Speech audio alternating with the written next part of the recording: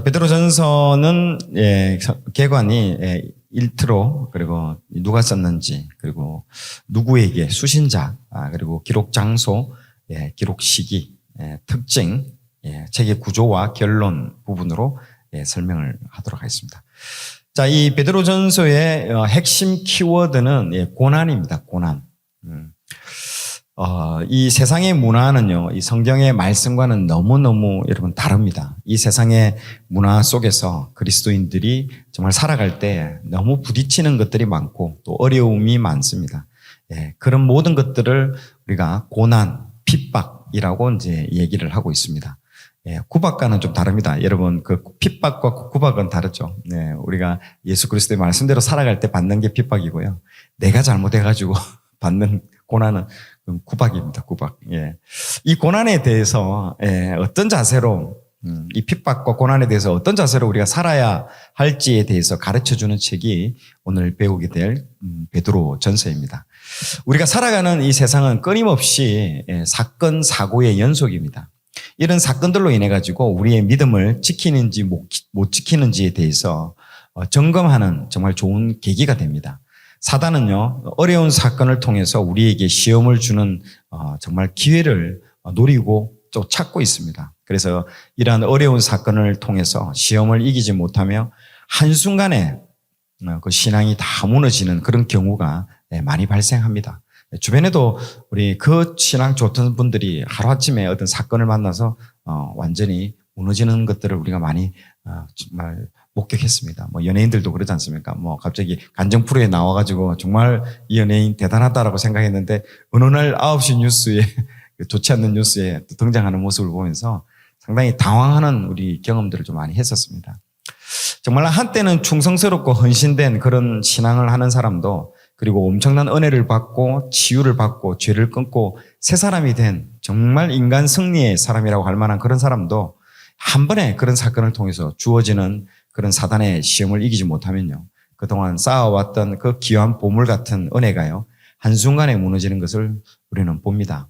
지금 그림과 같이 솔로몬도 그렇지 않습니까? 얼마나 지혜의 왕이며 얼마나 수많은 업적들, 그리고 성전을 지었던, 그 놀라운 솔로몬 성전을 지었던 사람인데, 마지막에는 그 여인들, 이방 여인들의 그 우상 숭배의 산당에 가서 절을까지 하는, 정말 한순간에 다 무너지는 것들도 우리가 열왕기 상에서 우리는 다 지켜봤습니다.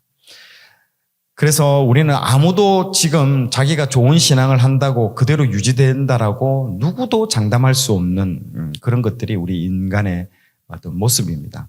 신앙은요, 이 사단과의 영적 싸움의 연속이기 때문에 더욱 그렇습니다. 그래서 현재 자기 신앙을요, 주님 앞에 갈 때까지 지키는 것이 정말 여러분 중요합니다. 그래서 현재의 자기 신앙을요, 주님 앞에 갈 때까지 지키는 거.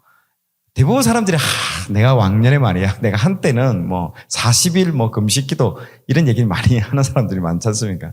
그런 사람일수록 지금 너무 메마르고 신앙이 없는 사람일수록 옛날 이야기를 많이 합니다. 그러니까 한때 신앙보다도 더 중요한 거는요, 마지막 때, 하나님의 심판 때에 설 때에 그때 드러나는 신앙이요, 정말로 실제이고 더 중요한 신앙이라고 우리가 말할 수 있습니다. 그래서 여러분, 끝이 좋아야 됩니다. 아무리 초반에 용두삼이라고 하지 않습니까? 좋아도 끝이 나중에 배도하고 떠나고 그런 경우도 많습니다. 그러므로 우리에게 오는 이 고난은요, 우리의 테스트입니다. 테스트. 시험이죠. 이것을 통해 이길 수 있는 믿음을 준비하는 겁니다.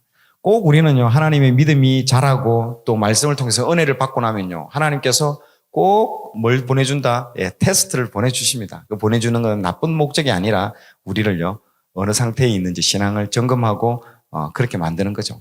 그를 통해서 우리가 성장하기를 바라고 또 현 주소, 우리의 점수를 알려주는 거죠. 이 책을 쓴 베드로도 마찬가지입니다. 그렇게 자신만만했던 베드로, 예수님을 자신은 절대 부인하지 않겠다고 다짐했던 그도요, 여종의 그 한마디에 자신의 믿음은요, 어디론가 사라져 버렸습니다. 예수님은 베드로에게 미리 말씀으로 경고해 주셨습니다. 오늘 밤 닭 울기 전에 네가 3번 나를 부인하리라 라고 굉장히 심각하면서도 구체적으로, 아주 구체적으로 말해줬다는 거예요, 여러분. 막연하게 네가 오늘 나를 부인할 것이다 라고 하지 않고요. 아주 구체적으로 오늘 밤이라는 이 시간을 정해줘서 얘기해 주고요. 또 사건도 말해 줬습니다. 다하고 울기 전에 3번 나를 부인한다라고. 이 정도 구체적으로 얘기했으면 이거는 아주 구체적인 거죠. 그러나 예수님 말씀 그대로 되었다는 거죠. 이게 테스트입니다. 테스트. 베드로에게. 베드로도 얼마나 은혜가 많았습니까? 예수님 말씀은요, 그대로 되었습니다. 이게 테스트인 거죠. 중요한 것은 그런 사건이 나에게도 온다는 사실인 것이죠. 사단은요, 영적으로 살아있는 사람은 그냥 가만두지 않습니다. 어떻게 이제 넘어뜨리려고 하고 택한 자까지도 넘어뜨리려고 하기 때문에 사건이 나에게 오지 않을 것이라고 생각하는 것도 여러분 잘못된 생각입니다. 그리고 사건이 와도요, 나는 괜찮을 것이라고 생각하는 것도 잘못된 것이죠. 중요한 것은요, 이런 사건이 나에게 올 때에 그 사건이 나한테 올지라도 그것을 이길 수 있는 그 믿음을 우리가 미리미리 준비하는 것이 정말 지혜로운 어떤 신앙생활이라고 우리는 말할 수 있습니다. 베드로는요, 자신의 그 믿음이 견고하였다고 생각했지만 사건 앞에 자신의 실체를 본 것입니다. 그러니까 이 사건을 만나가지고 우리가 넘어지는 게 결코 나쁜 게 아니죠. 우리의 실체를 바라보고 우리가 어떤 사람인지를 알게 되는 것이죠. 그러나 이것으로 인해서 베드로는요, 그의 이름대로 정말로 견고한 반석, 뭡니까? 베드로, 게바, 이게 반석이라는 뜻이거든요. 예, 처음에 이름이 뭐였습니까? 시몬이었잖아요. 너의 이름을 시몬에서 이제 게바, 베드로로 이름. 시몬은요, 모래알이라는 뜻입니다. 모래. 그것이 반석으로 변한다는 거죠. 예, 믿음으로 세워지는 그런 계기가 됩니다. 그래서 실패와 넘어짐은요, 겉으로 보기에는 안 좋아 보이는 것처럼 보이지만요, 실제적으로는 아주 유익합니다. 마지막 시대를 살아가는 사람들에게 정말 사건과 고난은요, 정말 우리에게 필수 코스라는 거죠. 자, 그래서 베드로 전서 4장 12절 말씀을 같이 한 목소리로 한번 읽어보도록 하겠습니다. 사랑하는 자들아, 너희를 연단하려고 오는 불시험을 이상한 일 당하는 것 같이 이상히 여기지 말고. 아멘. 오늘 함께 배울 이 베드로 전서를 통해서 마지막 시대를 살아가는 우리에게 이 사건과 고난을 대하는 자세와 믿음을 어떻게 지킬 것인가를 이제 배우는 귀한 시간이 되었으면 합니다. 베드로 후서는 여러 가지 의견들이 많습니다. 그러나 베드로 전서는요, 사도 베드로가 썼다고 보는 것이 대부분의 의견이 맞습니다. 자, 베드로 전서는 5장 12절 말씀에 같이 한번 읽어볼까요? 내가 신실한 형제로 아는 실로아노로 말미암아 너희에게 간단히 써서 권하고 라고 되어 있습니다. 자, 여기서 실로아노라고 되어 있는데요, 이 사람은 누구일까요? 신라입니다. 신라. 여러분, 그 사도 바울이 2차 선교 여행할 때 함께 바턴으로 데려갔던 사람이 누굴까요? 이 신라입니다. 신라. 그때 바나바하고 2차 선교 여행 때 출발할 때 떠날 때에 싸우지 않습니까? 그래서 바나바가 마가하고 같이 바턴을 이뤄서 자기 이제 친척이죠. 같이 반대편으로 가게 됐고요. 또 반대 한 사람은 사도 바울과 신라는 또 한 그룹이 되어서 또 이렇게 가게 되는 이런 사건들이 있었습니다. 자, 그런데 이 베드로가 쓰게 되는 이 당시 사건, 이 당시에는요, 신라가 베드로의 비서였습니다. 비서. 이 베드로 전후서를 쓸 당시에 이 신라가 베드로의 비서가 된 거죠. 그러니까 신라는 바울하고도 함께 동역했고요, 베드로하고도 함께 동역했던 이제 그런 사람이라고 볼 수 있습니다. 예, 그는 로마 시민권을 가진 사람이었습니다. 아마 베드로가 구술하고 이렇게 이 베드로 전서를요 쭉 얘기를 해주면 신라가 아마 대피를 했을 걸 가능성이 많습니다. 아니면 이 편지를요 이 신라가 전달했던 인물이 이 사람이지 않을까 그렇게 생각합니다. 예, 그렇기 때문에 상당히 이 베드로가 썼을 가능성이 많습니다. 예. 자, 그러면 베드로는 누구인가? 이 책의 기자인 이 베드로는 누구일까요? 베드로의 인생은요, 정말 파란만장하고 드라마틱한 어떤 인생을 살게 되었습니다. 예수님으로부터 이제 제자로 부름받은 후에 모든 일에 적극적으로 앞장섭니다. 이 사람은요. 예수님을요, 주는 그리스도시요, 하나님의 아들이라는 그 정말 놀라운 고백을 할 정도로 그는 대단한 제자였습니다. 그러나 이후에 십자가 사건을 통해서 예수님을 3번 부인하는 어떤 실패를 아주 그는 경험합니다. 예수님이 그를 다시 찾아가지고요. 언제 어디 찾아갑니까? 그 갈릴리로 찾아가서 그 조반을 다 준비하고 그리고 물어보지 않습니까? 네가 나를 사랑하느냐라고 3번 물어보지 않습니까? 3번 부인했던 그 베드로에게 3번 물어보면서 다시 한 번 더 그에게 회복할 그런 기회를 주게 되는 것이죠. 회복된 베드로는요, 이 초대 교회에 한 번 설교하면 무려 3,000명이 회개하고 돌아오게 되는 정말 놀라운 사람으로 변화됩니다. 그 모든 게 이 실패를 통해서 그 사람이 그렇게 변화되는 것이죠. 그렇기 때문에 여러분 아까도 얘기한 것처럼 고난이나 어려움, 실패가 결코 우리에게 나쁜 게 아닌 것입니다. 우리를 더 성장시키게 해주는 정말 자양분과 같은 역할을 해주는 게 정말 이 실패입니다. 우리가 실패하지 않고 성공만 하면 어떻게 될까요? 굉장히 교만해집니다. 교만해진 사람은 또 어떻게 될까요? 내 힘을 의지하고 내 생각을 의지하고 내 이성을 의지하고 점점점 더 그렇게 강화되기 시작합니다. 그럼 주님은 온데간데 없고 내가 일하기 시작하고 내가 영광 받기 시작하는 거죠. 그런데 이렇게 실패한 사람은요, 나는 할 수 없고 오직 주님만 할 수 있다는 것들을 고백하고 의지할 수밖에 없는 것이죠. 그러니까 기도할 수밖에 없는 것이고요. 그 당시 여러분 이 3,000명이 회개하고 돌아오게 됐는데요. 그 당시 예루살렘 전체 인구가 몇 명인 줄 아십니까? 2만 명이에요. 2만 명. 2만 명밖에 안 됐어요. 그 중에 3,000명이 한 번의 설교로 회개하고 돌아왔다? 이건 도시가 그냥 발칵 뒤집혔다라고 보시면 됩니다. 정말 예루살렘 도시를요, 성시화 시켜버렸다라고 말할 정도죠. 우리가 옛날에 평양 대부흥 때 그랬지 않습니까? 평양시 전체가 그냥 성시화가 성스럽게 그냥 거룩한 도시로 다 바뀌어버린 거죠.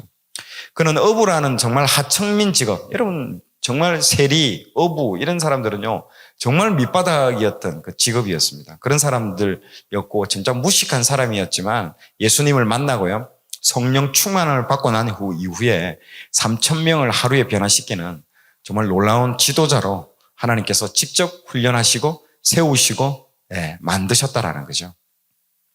자, 이 수신자와 그들의 상황에 대해서 한번 살펴보도록 하겠습니다. 이 서신의 수신자들은요, 현대로 말하자면 터키에 지금 현재 지도상에 지금 보고 계시는 이 터키입니다. 터키에 속한 이 타우르산 이 북쪽 5개 지역인 본도, 갈라디아, 갑바도기아, 아시아, 비두니아에 흩어져 있는 이 교회들에게 이 베드로전서를 보내게 되었습니다.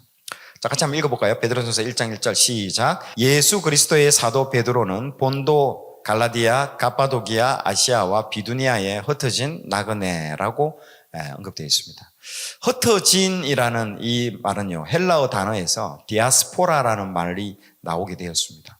당시에는요, 예루살렘 그 바깥에 사는 유대인들을요, 디아스포라라고 이제 불렀습니다. 그러나 이 단어는요, 베드로 전후서에서 어떻게 써야 되느냐, 천국을 떠나서 사는 모든 사람들을 어떻게 은유적으로 일컫는 말로 사용하게 된 것입니다. 자, 이 교회들은요, 유대인 그리스도인과 이방인 출신 그리스도인들이 함께 모여서 섞여서 살고 있었습니다. 이 지역이요, 복음이 들어간 내력을 살펴보면 사도행전 2장에 기록되어 있습니다. 우리 사도행전 2장 9절에 한번 읽어볼까요? 우리는 바데인과 메데인과 엘람인과 또 메소포타미아, 유대와 갑바도기아, 본도와 아시아라고 되어 있습니다. 이게 사도행전 2장 9절, 2장이 무슨 사건이 나옵니까? 오순절 성령이 오기 바로 직전 상태입니다. 2장입니다. 그때에 모여들었던 사람들을 얘기하는 거예요. 그러니까 이 오순절날 그 성령 강림 사건에 참여했었던 사람들인데요. 거기에 여기 갑바도기아, 본도, 아시아, 방금 수신서를 보냈던 그 서신서를 보냈던 사람들 그 지역이 나오게 되는 것이죠. 이 구절을 통해서 우리는요, 이 지역의 교회가 어떻게 탄생했는가를 알 수가 있습니다. 이 사도행전 2장을 통해서요. 아마도 오순절날 예루살렘 교회를 방문했던 그 유대인들이 주축이 되어가지고 시작한 교회가 아닌가 그렇게 추측할 수가 있습니다. 자, 수신자와 그들의 상황에 첫 번째 이제 이방인 그리스도인들을 먼저 살펴보도록 하겠습니다. 자, 그리고 이 교회는요, 유대인뿐만 있었던 것이 아니라 이방인 출신들도 있었습니다. 사도 베드로는요, 이 베드로 전서 여러 곳에서 예전에 이방인이었던 이들이 어떻게 하나님의 자녀가 되었다라고 이제 말씀하고 있습니다. 자, 여기 보면 베드로전서 1장 18절, 2장 10절, 4장 3절에 보면 이 교회 성도들의 대다수가 유대인 출신이든 아니면 이방인 출신이든 베드로 사도의 강조점은요, 이들이 모두 이제 그리스도 안에서 하나님의 백성이 되었다라고 이제 얘기를 하고 있습니다. 말씀에 너희 조상이 물려준 헛된 행실에서 대속함을 받은 것이라고 얘기하면서, 전에는요, 이거 이제 2장 10절은 이방인이겠죠. 전에는 긍휼을 얻지 못하였다라고. 이방인들이죠. 이방인의 뜻을 따라 행한 것. 과거에 이방인이었던 사람들이 이제는요, 하나님 나라의 백성이 되었다라고 이제 말을 해주고 있습니다. 그런데 이 이방인들이 참 힘들었던 게 그 당시 문화를 여러분들 이해를 하셔야 됩니다. 어떤 문화였느냐? 이들은 지금 고난 가운데 있었습니다. 예수님을 믿고 경건하게 사는 이들을요, 당시 방탕한 문화권에 살던 사람들이 그들을 이상하게 여겨서 핍박하기 시작합니다. 저번에도 말했다시피 그리스 로마 신화가 얼마나 얼마나 책인 줄 여러분 잘 모르실 겁니다. 지금 우리나라에 번역되어 있는 책들은요, 상당히 순화해가지고 나온 책이지만 원문이나 이런 거 보면요, 굉장합니다. 정말. 그렇기 때문에 그 당시에 그 주류의 문화들, 그 헬라 시대와 로마 시대 때의 그 로마 문화의 주류의 사람들은요, 굉장히 방탕한 문화권, 당연시되어 있던 문화권에서 경건하게 사는 사람들이 너무 미련해 보이지 않을까요? 그러면서 핍박하고 아주 조롱하고 그런 걸 견디면서 신앙생활을 했다라고 볼 수 있습니다. 자, 그렇게 알 수 있는 구절이 베드로전서 4장 4절. 이러므로 너희가 그들과 함께 그런 극한 방탕에 다름질하지 아니하는 것을 그들이 이상히 여겨 비방하나라고 이렇게 말씀을 하고 있습니다. 이걸 통해서 얼마나 지금 그들이 고난당하고 있는지를 알 수 있습니다. 당시 그리스 로마의 그 음란한 문화가 지배하던 주류 문화권에서 그리스도인들의 그 변화된 모습이 얼마나 구별되어져 있었는지를 알 수 있는 대목이죠. 그런데 그것 때문에 뭘 받았다고요? 고난과 핍박을 받게 되었다는 겁니다. 정말 참 힘든 곳에서 힘든 생활을 하죠. 지금도 이러면 마찬가지입니다. 현대에도요, 너무 경건하게 정말 말씀대로 살아가는 사람 이상하게 쳐다봅니다. 고난도 많이 받고 회사에서도 그렇고요. 저도 결국에는 좀 회사에서 쫓겨나갈 정도로 어려움이 있었습니다.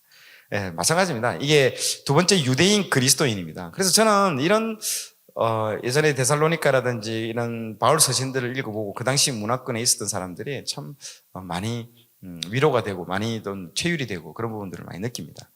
두 번째는 유대인 그리스도인입니다. 이방인이 아닌 유대인들입니다. 유대인 출신이면서 그리스도인들도요, 고난을 받았습니다. 예수 그리스도를 그들의 구주로 받아들인 그 믿음 때문에 고난을 이제 받게 되는 것입니다. 베드로전서 3장 16절 같이 한번 읽어볼게요. 선한 양심을 가지라. 이는 그리스도 안에 있는 너희의 선한 선행을 욕하는 자들로 그 비방하는 일에 부끄러움을 당하게 하려 함이라. 고난의 원인이 무엇이든 간에요, 지금 성도들이 고난을 겪고 있는 것은요, 정말 분명합니다.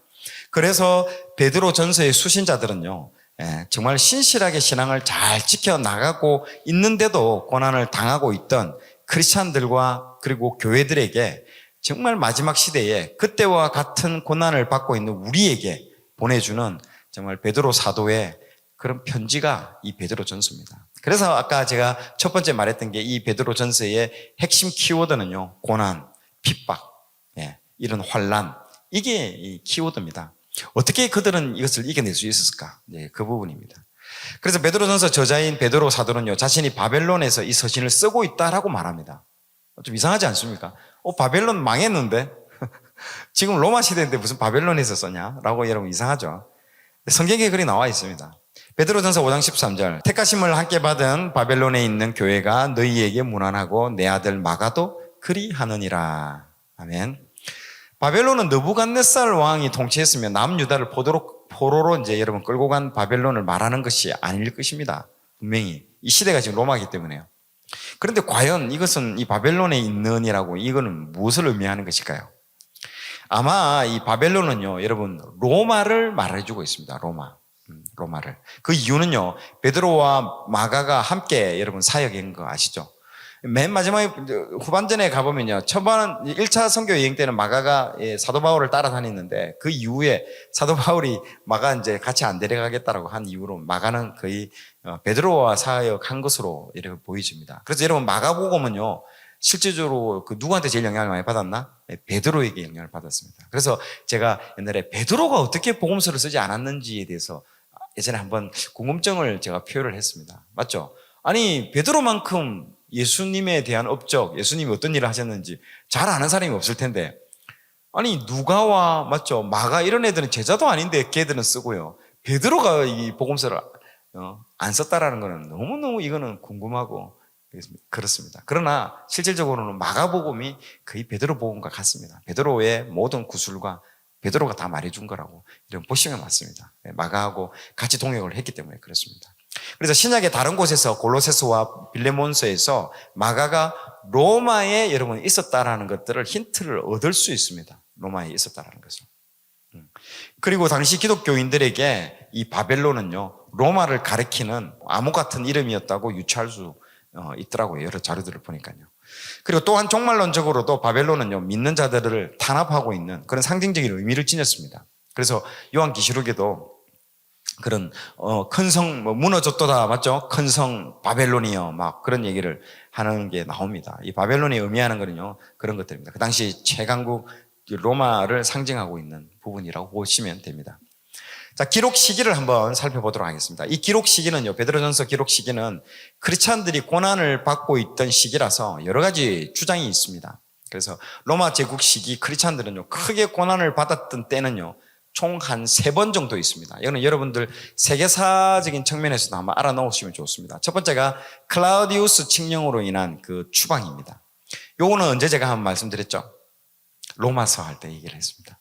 로마서 당시에 이 로마 교회 내에 이방인과 유대인 간에 큰 다툼이 일어났거든요. 그때 처음에는 다툼이 없었어요. 근데 유대인들이 이 클라우디우스 칙령에 의해 가지고 거의 한 4년 5년 정도 바깥에 추방이 됐습니다. 그러다가 추방 갔다가 들어오는 이후에 갑자기 교회가 4, 5년 동안 비어졌기 때문에 뭐 교회가 이제 뭐 안 돌아갈 걸로 생각했는데 이 이방인들, 헬라인들이 교회를 뭐 너무 잘 한 거예요. 나와서 뭐 설교도 잘하고 4년간, 5년간 설교하니까 너무 잘해지는 거예요. 그래서 성가대도 너무 잘하고 뭐 음식 봉사, 주방 봉사 다 잘하는 거예요. 교회가 뭐 잘 돌아가는 거예요. 근데 유대인들이 왔는데 뭐 잘 안 될 것이라고 생각했는데 너무 잘하고 있는 거예요. 거기서 이제 수고했어. 다음 주부터 내가 말씀 전할게 했더니 왜요? 이제 이러다 오는 거죠. 아, 그래, 수고했어. 했더니, 막 이제 뭐 안 비켜주는 거예요. 이방인들이 계속 하겠다고 이제 하는 거예요. 그러니까 이제 유대인들이, 나 정말 이방인들이, 그러니까 너희들이 개 돼지라고 말하는 거야 하면서 이제 뭐라고요? 이제 한번 붙는 거예요. 그게 이제 로마서의 여러분 주요 배경 골자입니다. 교회 내에 있는 이방인과 그 헬라인들과 이 유대인들 간의 다툼이 이제 주 겁니다. 그걸 빌미를 제공해 준 사람이 이 첫 번째 클라우디우스 칙령입니다. 유대인들 전부 다 내쫓아 그래 나가게 된 거죠. 그래서 브리스길라와 아굴라도 이때 쫓겨나갑니다. 원래 로마에서 활동했던 사람이죠. 그래서 이 사람이 이 클라우디우스 칙령 때문에 어디로 갔냐? 고린도로 가서 거기서 텐트를 만들고 있었어요. 그때 누굴 만났다? 사도 바울을 딱 만나게 되는 겁니다. 그 사건이 이 클라우디우스 칙령입니다. 두 번째 큰 박해는요, 네로의 박해입니다. 이거는 뭐 세계사적으로도 전무후무한 뭐 이 엄청난 사람을 다 태우고 뭐 짐승에 밥을 주고 뭐 이럴 정도의 네로의 박해는요 64년경에 일어났죠. 그러고 난 이후에 도미티아누스 황제, 이 박해도 보통 박해가 아닙니다. 엄청난 박해가 이때도 또 있었습니다. 장장 여러분 250년간 거의 250년간 크리스찬들은요 박해가 끊임없이 있었습니다. 그러다가 나중에 콘스탄티누플 그 황제, 콘스탄티누스 황제 때문에 그때 이제 기독교가 이제 인정이 되고 나중에는요 국교로까지 이제 인정이 되는 어떤 부분까지 넘어갔는데 그 시기까지 얼마나 많은 박해와 어려움이 있었는지 모릅니다. 그래서 이 박해는요, 박해와 고난은요, 이 당시에 모든 크리스찬들이 짊어지고 가는 어떤 일반적인 거의 대명사라고도 할 수 있습니다. 자, 기록 시기는요, 이 서신의 내용과 사도 베드로가 활동한 때를 감안하면 이들의 박해는요, 아마 네로 황제 때로 보는 것이 가장 타당합니다. 그렇기 때문에 네로 황제 때에 단지 바울의 순교를 언급하지 않는 것으로 보아서 주후 64년 내지는 65년 정도 즈음해서 아마 쓰여졌다고 볼 수 있습니다. 이것은 아마 로마 대화재, 지난번에 제가 그 히브리서 할 때 했죠. 히브리서 할 때 로마 대화재를 한번 이제 언급을 했습니다. 그때도 얘기를 했다시피 이 로마 대화제 직전이지 않았을까라고 이제 추측을 합니다. 이 책을 쓰여진 때가요. 그래서 이 책은 앞으로 닥칠 그 엄청난 큰 사건, 환란을 앞두고 미리 말씀을 주시는 것 같습니다. 여러분, 성경은요, 항상 미리 말씀을 주십니다. 하나님께서도 미리 말씀을 주시기 전에 갑자기 일을 갖다가 처리하지 않습니다. 항상 그종 선지자에게 미리 앞으로 일어날 일들에 대해서 알려줍니다. 여러분, 출애굽의 그 사건도 창세기에 다 나옵니다. 앞으로 너희들이 조상이 어디서 계기되어서 이렇게 된다는 거 창세기에 다 나옵니다. 그리고 망하기 직전에 맞죠? 북이스라엘과 그 선지자들을 보내잖아요. 호세아, 아모스 보낼 때도 미리 말을 해준다는 거예요. 다 미리 말씀을 다 주신다는 거죠. 이것도 마찬가지죠. 곧 이 책이 왜 환란과 핍박이 책이 주인공이냐? 곧 어떤 일이 일어난다? 환란과 핍박이 일어날 것이다라고 미리 알려주기 위해서 쓴 책인 것입니다. 그래서 구약의 선지자들을 미리 보내서 이스라엘 멸망을 막으시는 하나님의 모습처럼 앞으로 로마 대화재 사건으로 인해서 수많은 크리스찬들이 배도의 물결을 타고 갈 것이고 닥칠 그 환난과 핍박에 앞서서 미리 말씀을 보내주신 것이 바로 베드로전서입니다. 그래서 여러분이 아마 교회에서 어떤 설교를 들을 때 어떤 때 갑자기 말씀이 칵 와닿을 때가 있을 거예요. 그거는요, 곧 엄청난 일이 있을 수 있습니다. 가능성이 있습니다. 그렇기 때문에 하나님이 뭘 미리 보내주신다고요? 말씀을 미리 보내주시는 겁니다. 말씀을. 그래서 그 말씀을요, 붙들어야 되는 거예요. 그 말씀을 붙들고 앞으로 올 고난을요, 돌파해라는 그런 겁니다. 그걸 생각하지 않는 사람은요, 떠내려 보내는 거예요. 아무 생각 없이. 근데 딱 어떤 말씀이 딱 걸릴 때가 올 거예요. 그러면 그게 중요한. 그래서 항상 건강도 제일 중요한 게 뭡니까? 예방입니다. 예방하지 않고 나중에 걸리고 나서 치료하려면요, 비용도 그렇고 시간도 오래 소요됩니다. 그래서 마찬가지입니다. 우리도 마찬가지죠. 사건 있고 와서 실패하고 회개 기도하고 그런 것보다 미리 말씀을 받는 게 훨씬 좋습니다. 우리 건강처럼요. 그래서 베드로전서는 앞으로 고난 당할 성도들에게 고난에 대해서 어떻게 대처할지를 소상하고 아주 소상하게 공고하고 권면하는 이 말씀이 베드로전서입니다. 기록 목적을 한번 살펴보도록 하겠습니다. 6번. 당시 이들의 그 하나님 존재를 알지 못하는 세상 사람들로부터 철저하게 정말 무시당하며 살고 있었습니다. 이들은요. 그 속에서 어려움과 박해를 당하면서도 하나님을 믿으며 산다는 것이 어떤 것인지를 정말 보여주고 있으며, 그리고 그렇게 살아가도록 돕기 위해서 이 책을 썼다라고 여러분 보시면 됩니다. 그래서 베드로 사도의 그 따뜻한 격려와 그리고 실질적인 가르침은요, 세속적인 문화적 갈등 속에서 살고 있는 그 현대의 모든 믿는 자들에게도 정말 이 말씀이요, 정말 통찰력을 우리에게 주고 있습니다. 베드로전서는 그래서 적대적인 그 이방 땅에서 파송된 그리스도인들의 그 대사들에게 쓰여진 안내서라고 여러분 이해하면 좋습니다. 하나님의 그 그리스도의 대사. 너희들의 그 빌립보서에 나오잖아요. 너희들은 이 땅의 그러니까 로마의 시민권을 가진 걸 너희들 자랑하지 말고 하늘나라의 시민권을 가진 걸 자랑해라라고 딱 되어 있거든요. 그와 똑같은 겁니다. 너희들은 하늘나라에서 내려온 대사다. 하나님이 파송해서 보낸 그리스도의 대사라고 여러분들이 이해하면 좋다라고 보시면 됩니다. 자, 그래서 베드로전서를 한눈에 보기입니다. 이제 위에서 보면요, 위아래 이제 이게 색깔별로 이제 표시를 해놨습니다. 다 그리스도인으로 제가 표시를 해놨습니다. 1장 1절에서 12절까지는요, 산 소망과 영원한 유업을 잇는 그리스도인이라고 이제 되어 있고요.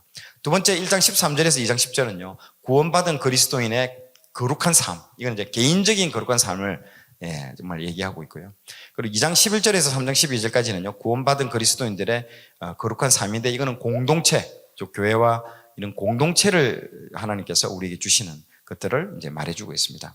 그리고 3장 13절부터 4장 19절 말씀은요, 하나님께 영광 돌리는 그리스도인, 그리고 선행으로 고난에 참여해라라고 이제 권면을 하고 있습니다. 그리고 마지막 5장 1절에서 14절은요, 장로들과 젊은이들을 위한 권면을 하면서 책은 마무리됩니다. 자, 그래서 이 책의 구조에 있어서 핵심 구절은요, 같이 한번 읽어볼까요? 베드로전서 4장 13절. 오히려 너희가 그리스도의 고난에 참여하는 것으로 즐거워하라. 이는 그의 영광을 나타내실 때에 너희로 즐거워하고 기뻐하게 하려 함이라. 아멘. 이 너무한 거 아닌가? 이 고난은 가운데 위로는 주지 못할망정 뭐라고? 때문에 즐거워해라고. 예.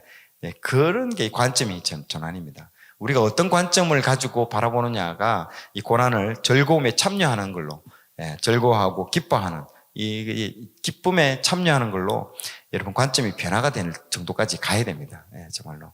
예, 저도 예전에 그런 걸 경험했지만은 실제로 고난이 있지만은요, 핍박, 고난, 정말 하나님 말씀대로 살아가는데 어려움이 있으면 참 어떤 생각이 드냐면 처음에는 힘들다라고 생각이 들지만 조금 지나면요, 하나님께서 여기까지 이 신음, 이 테스트, 고난을 나한테 허락해 주시는 건가 생각하면서 약간 기쁨도 있습니다. 그러면 내 신앙을 이제 어느 정도 인정을 해 주시나 보다라는 생각도 들어요. 힘들지만요. 그거 통과하고 나면 더 센 거 옵니다. 계속. 그러면서 성장을 하게 되는 것이죠. 예. 그만큼, 그 고난 가운데는 고난도 있지만 또 한편은 뭐가 있다? 기쁨도 같이 공존하고 있는 거예요. 그래서 여러분 정말 그걸 기억하셔야 됩니다. 하나님은 그 감당할 만한 시험 외에는요, 우리에게 허락해 주지 않는다는 거죠.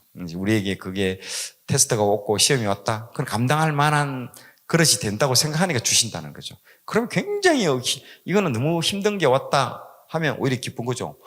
아니, 이만큼 인정해 주신다는 말인가? 라고 생각하면 되는 거예요. 그리고 관점에 변화가 있어야 됩니다. 안 그러면 정말 우리는요, 영원히 피해의식 속에 살아갑니다. 맨날 하나님은 내한테 좋은 거 안 주시고, 뭐 이런 걸 고난만 주시냐고 울면서 바라보는 거죠. 그런 깨닫지 못하는 겁니다. 주신 이유가 있습니다.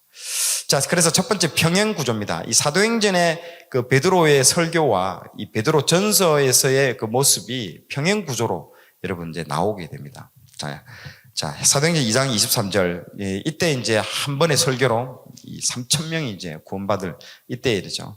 그가 하나님께서 정하신 뜻과 미리 아신 대로 내준 바 되었거늘 너희가 법 없는 자들의 손을 빌려 못 박아 죽였으나 라고 이제 이렇게 되어 있죠.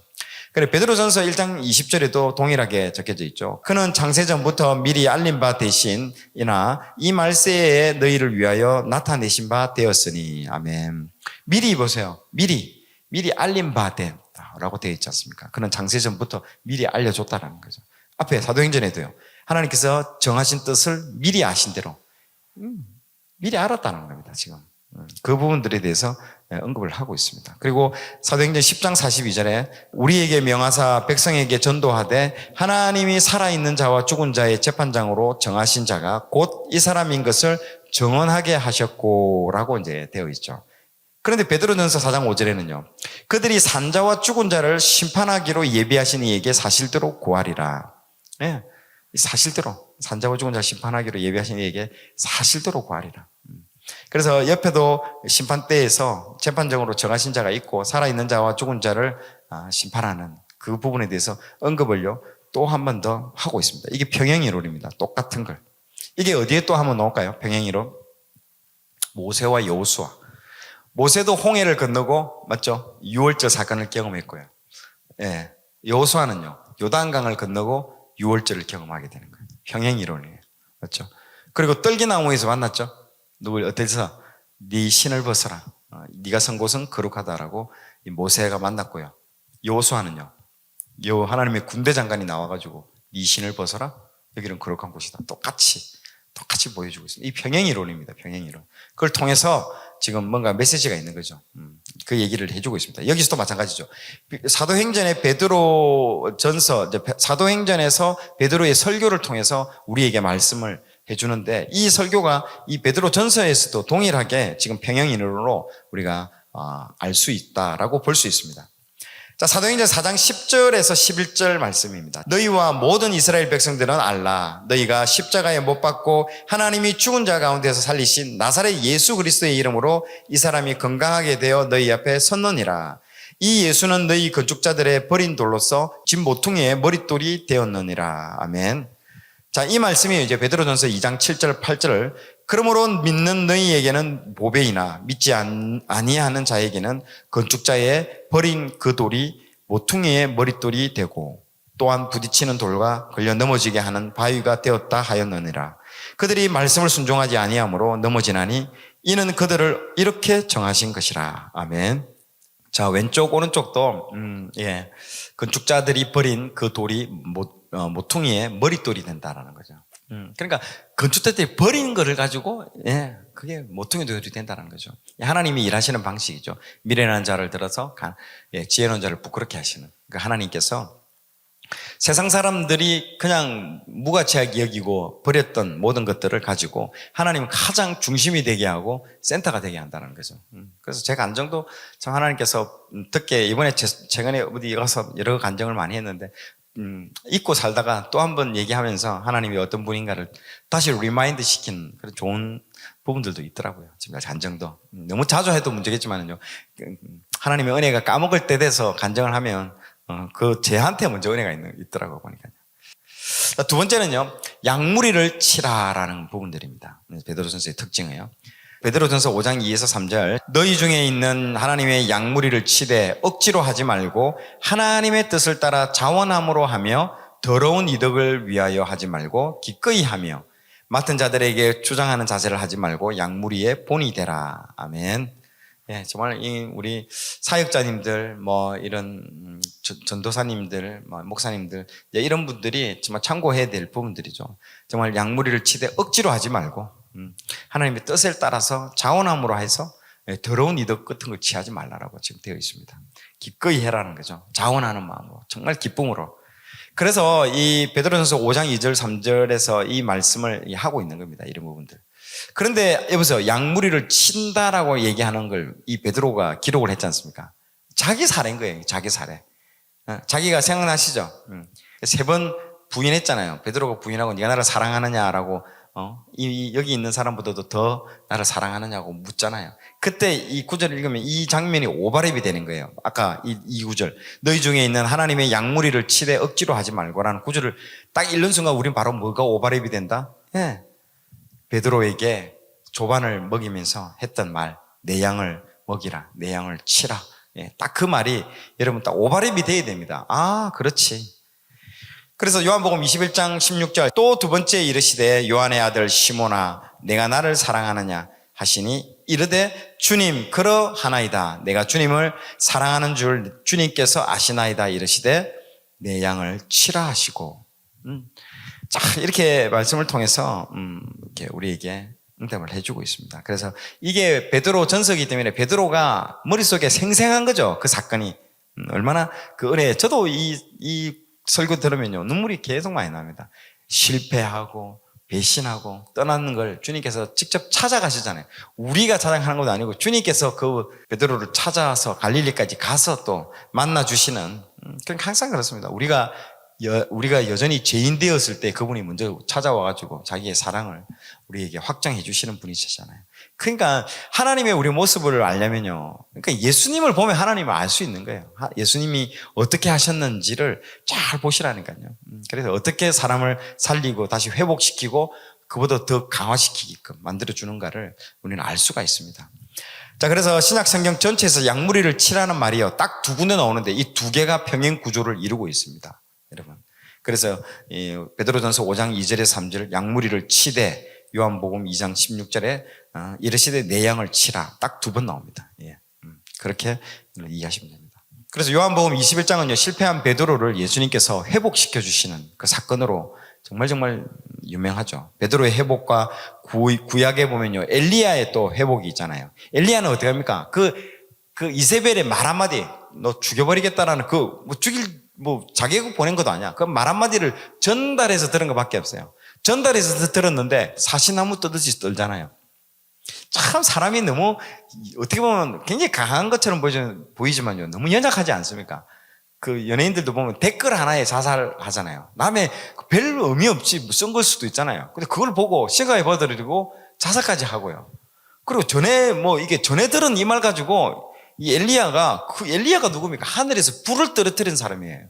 그런데 그 여자 왕후의 말 한마디에 완전히 번아웃 돼버린 거예요. 번아웃 돼가지고 완전히 까마귀가 물어준 거 주지 않으면 먹지 못하고 완전 우울증 증상 비슷하게 해가지고 거기다가 딱 들어누워 있는 것입니다. 그만큼 인간이요.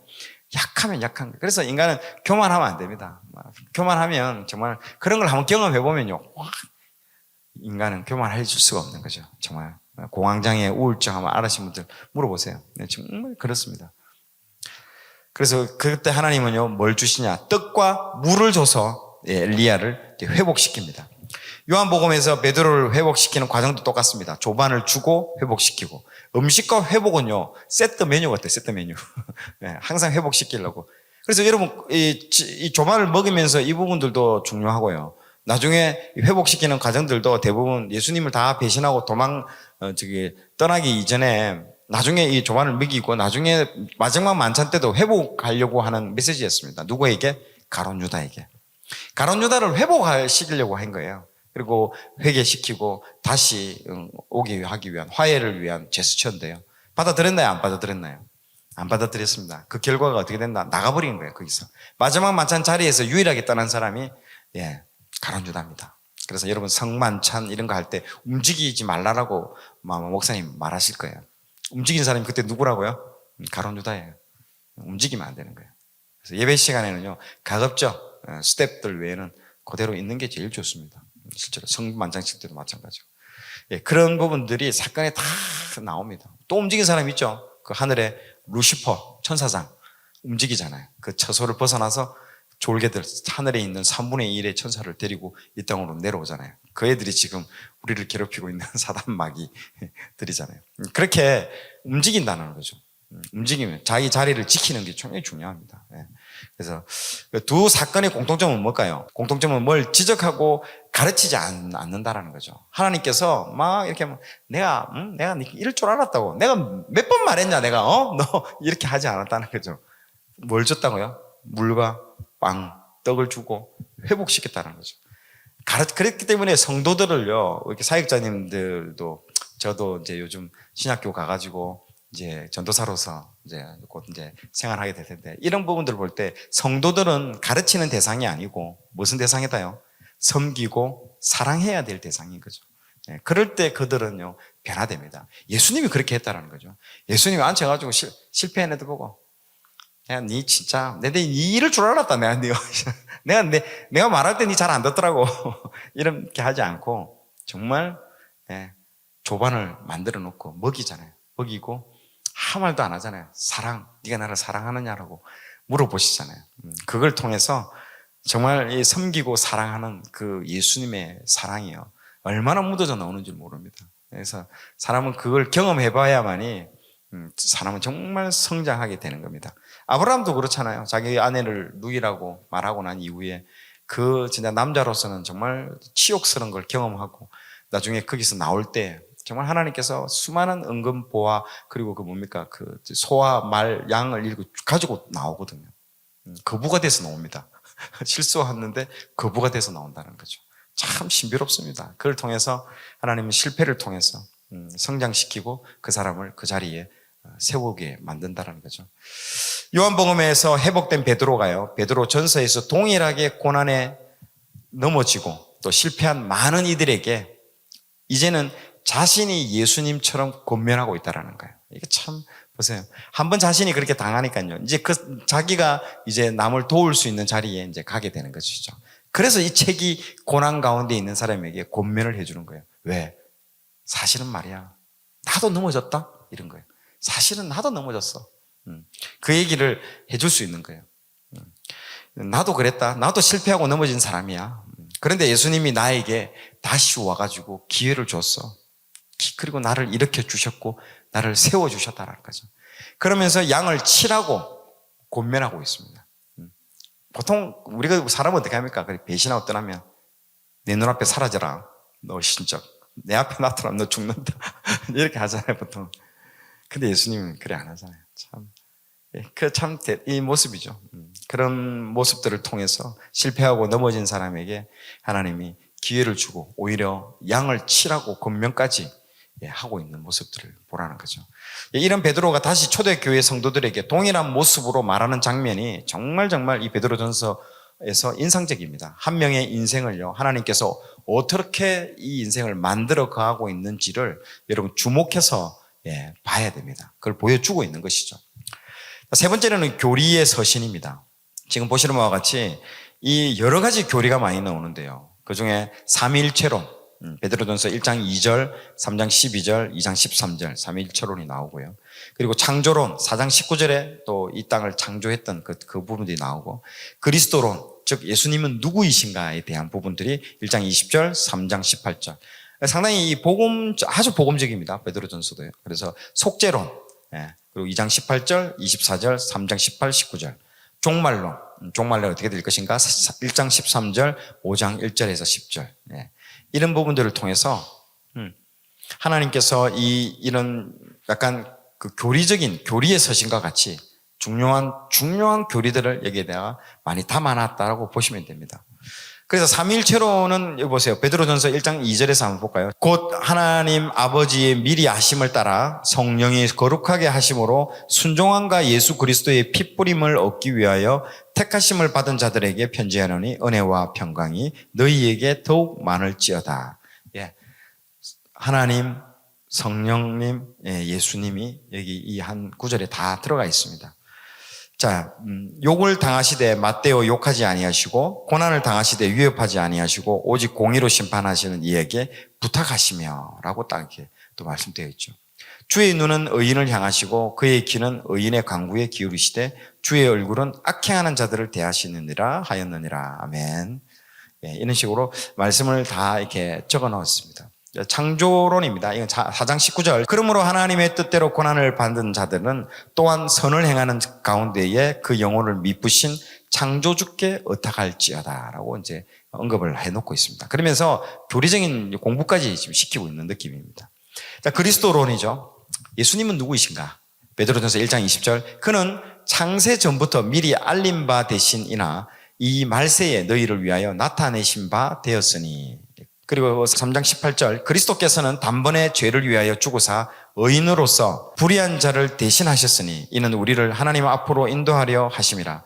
육체로는 죽임을 당하시고 영으로는 살리심을 받으셨으니. 아멘. 이렇게 나오고 있습니다. 그리스도론. 속죄론입니다. 속죄론도 자 한번 읽어볼게요. 사환들아 범사에 두려워함으로 주인들에게 순종하되 선하고 관용하는 자들에게만 아니라 또한 까다로운 자들에게도 그리하라. 2장 24절 친히 나무에 달려 그 몸으로 우리 죄를 담당하셨으니 이는 우리로 죄에 대하여 죽고 의에 대하여 살게 하려 하심이라. 그가 채찍에 맞음으로 너희는 나음을 얻었나니. 아멘. 속죄에 대한 부분이죠. 마지막 시작. 그리스도께서도 단번에 죄를 위하여 죽으사 의인으로서 불의한 자를 대신하셨으니 이는 우리를 하나님 앞으로 인도하려 하심이라.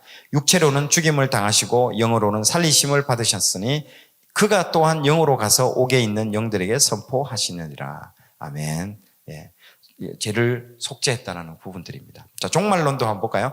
그러므로 너희 마음의 허리를 동이고 근신하여 예수 그리스도께서 나타나실 때에 너희에게 가져다 주실 은혜를 온전히 바랄지어다. 너희 중 장로들에게 권하노니 나는 함께 장로된 자요 그리스도의 고난의 증인이요 나타날 영광에 참여할 자니라. 아멘. 이 모든 은혜의 하나님 곧 그리스도 안에서 너희를 부르사 자기의 영원한 영광에 들어가게 하신 이가 잠깐 고난을 당한 너희를 친히 온전하게 하시며 굳건하게 하시며 강하게 하시며 터를 견고하게 하시리라. 아멘. 이렇게 베드로전서에서 여러 어떤 교리적인 어떤 부분들이 나옵니다. 저도 요즘 이제 교리를 많이 배우고 있습니다. 체계적으로는 지금 조직신학이라는 걸 배우고 있는데요.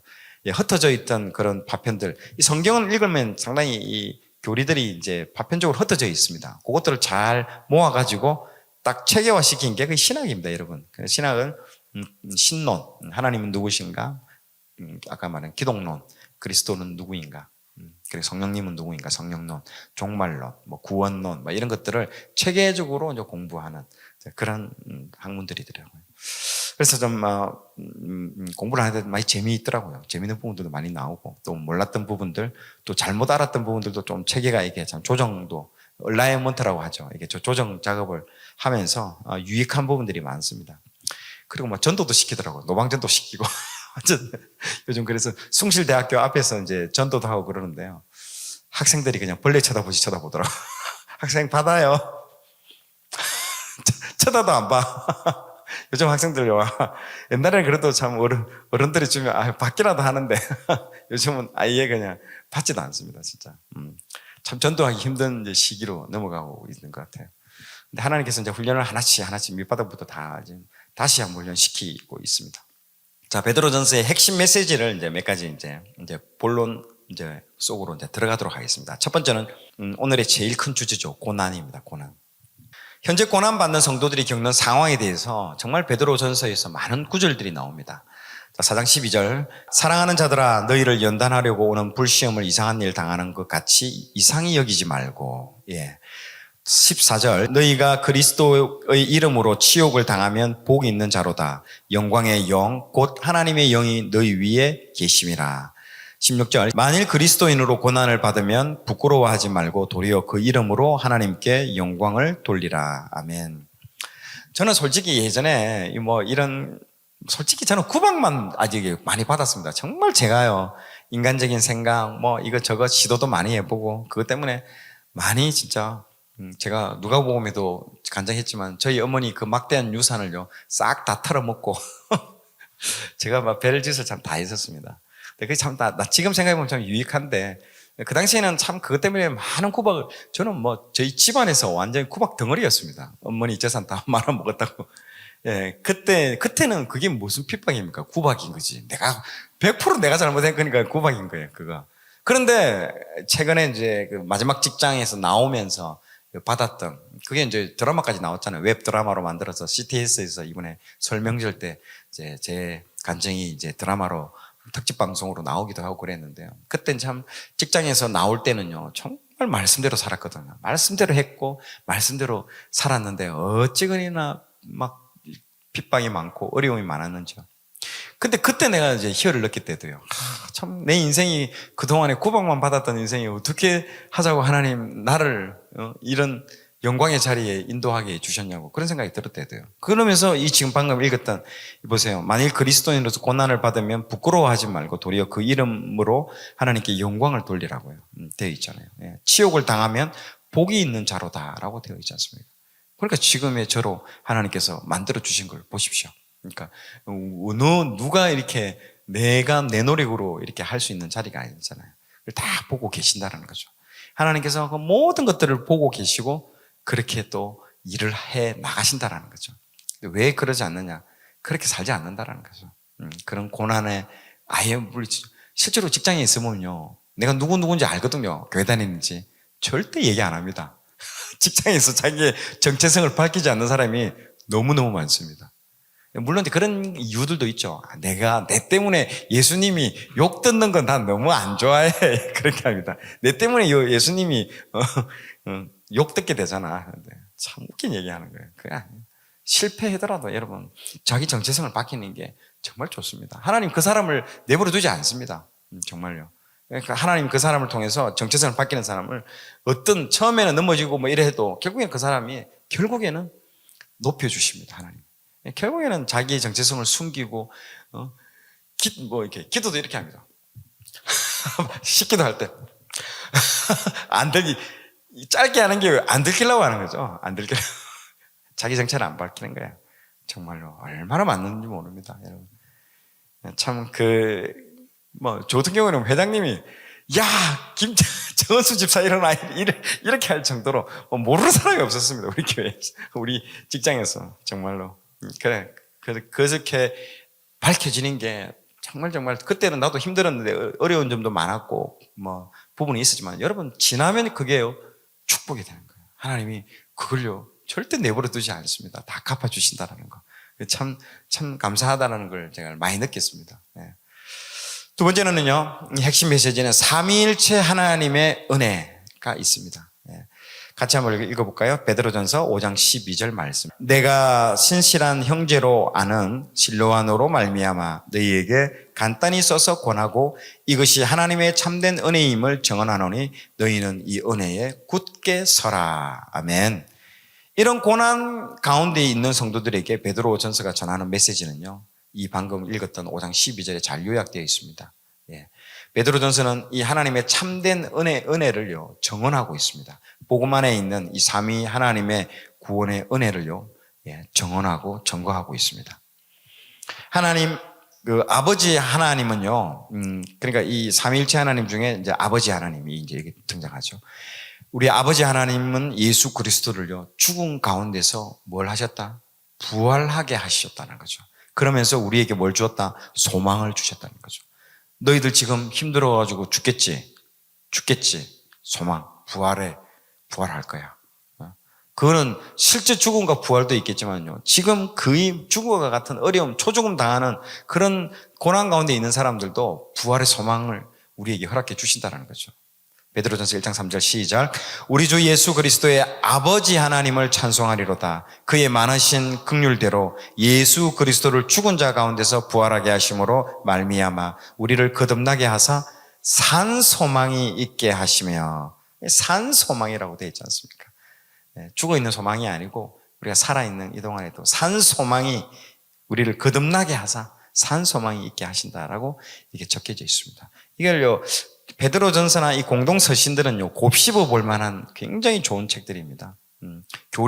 사도 바울 서신들은 상당히 교리적인 측면이 많이 치우쳐 있다면요, 여기는요, 교리적인 부분들도 있으면서 동시에 이게 어떻게 살아야 되느냐가 방점이, 바울 서신은 방점이, 교리의 방점이 찍혀 있다면 여기는요, 방점이 삶, 어떻게 살아야 되는가.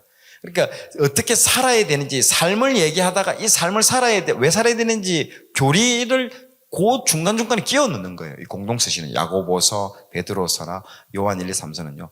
너희들 이렇게 살아야 된다. 그 이유는 이런 이유들 때문에 합니다. 교리를 간에 빵빵 넣어주는 거예요. 무슨 말인지 알겠죠? 그래서 방점이 다르게 되어 있습니다. 부분들이. 그래서 좀 읽기가 수월합니다. 야고보서, 베드로서 읽어보면요. 술술 이렇게. 바울 서신보다 훨씬 재밌어요. 그러니까 여러분 설교할 때나 남들 가르칠 때도 그렇게 하는 게 좋습니다.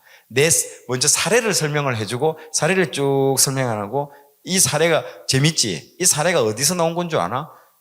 이론적 근거가 교리라는 거죠. 그때 교리를 먼저 탁 설명해 주는 게 좋은 거죠. 근데 이제 뭐 학교나 대학교나 이런 데 가보면요, 교리를 먼저 딱 설명을 하고, 맞죠? 그 다음에, 이 무슨 말이지? 자, 그 다음에 이제 실생활에 대해서 적용하는 부분들을 쭉 얘기하는데요. 그게 이제 바울 서신의 또 논리적인 형태로 진행이 된다라고 보시면 됩니다.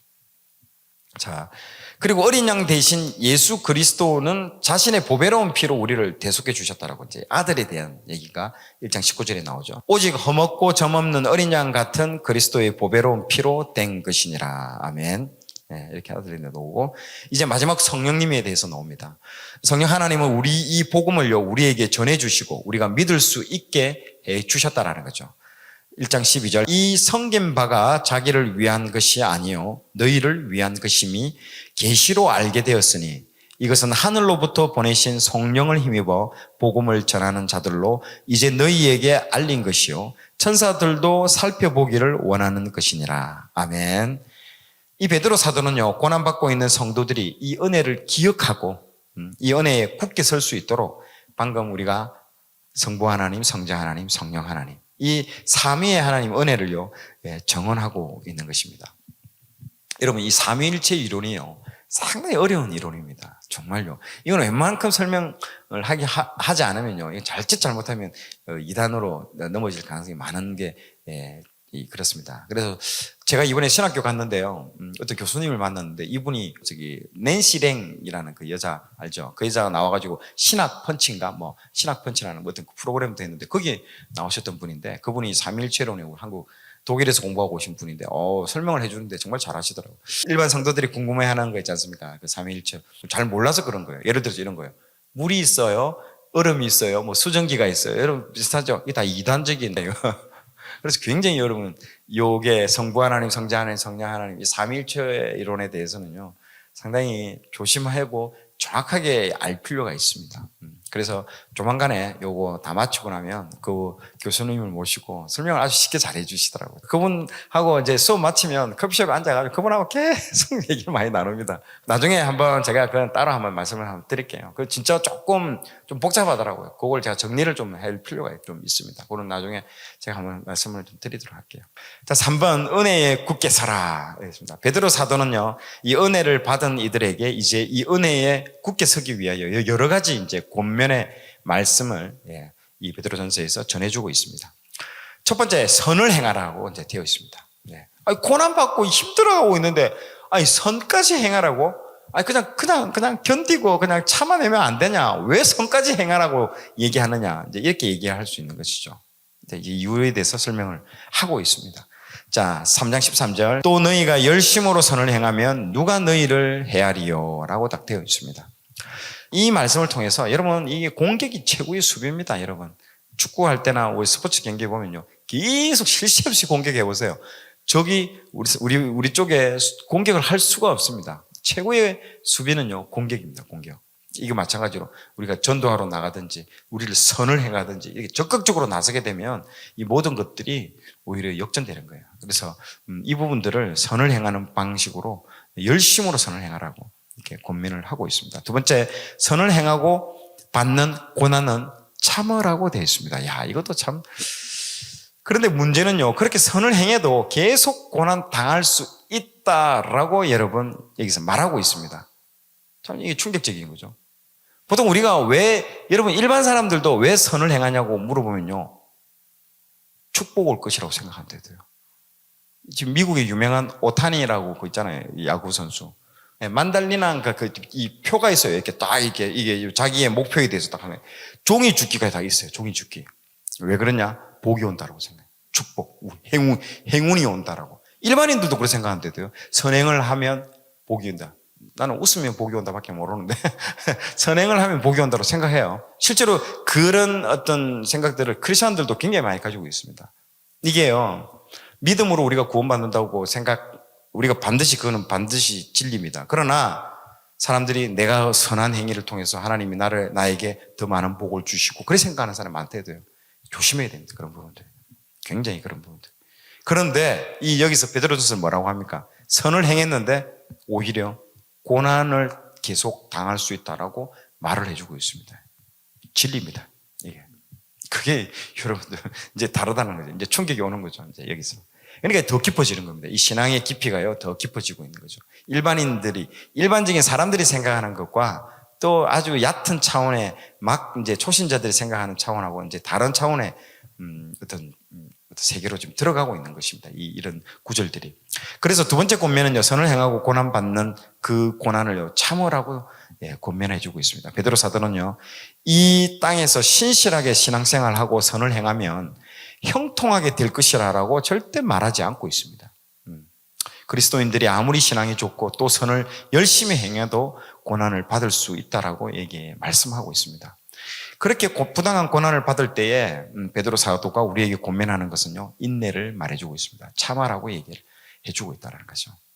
이 부분에 대해서 참 얘기할 게 많습니다. 여러분들 정말 그런 크리스천들이 대부분의 크리스천들의 잠재의식 속에는 그런 게 있습니다.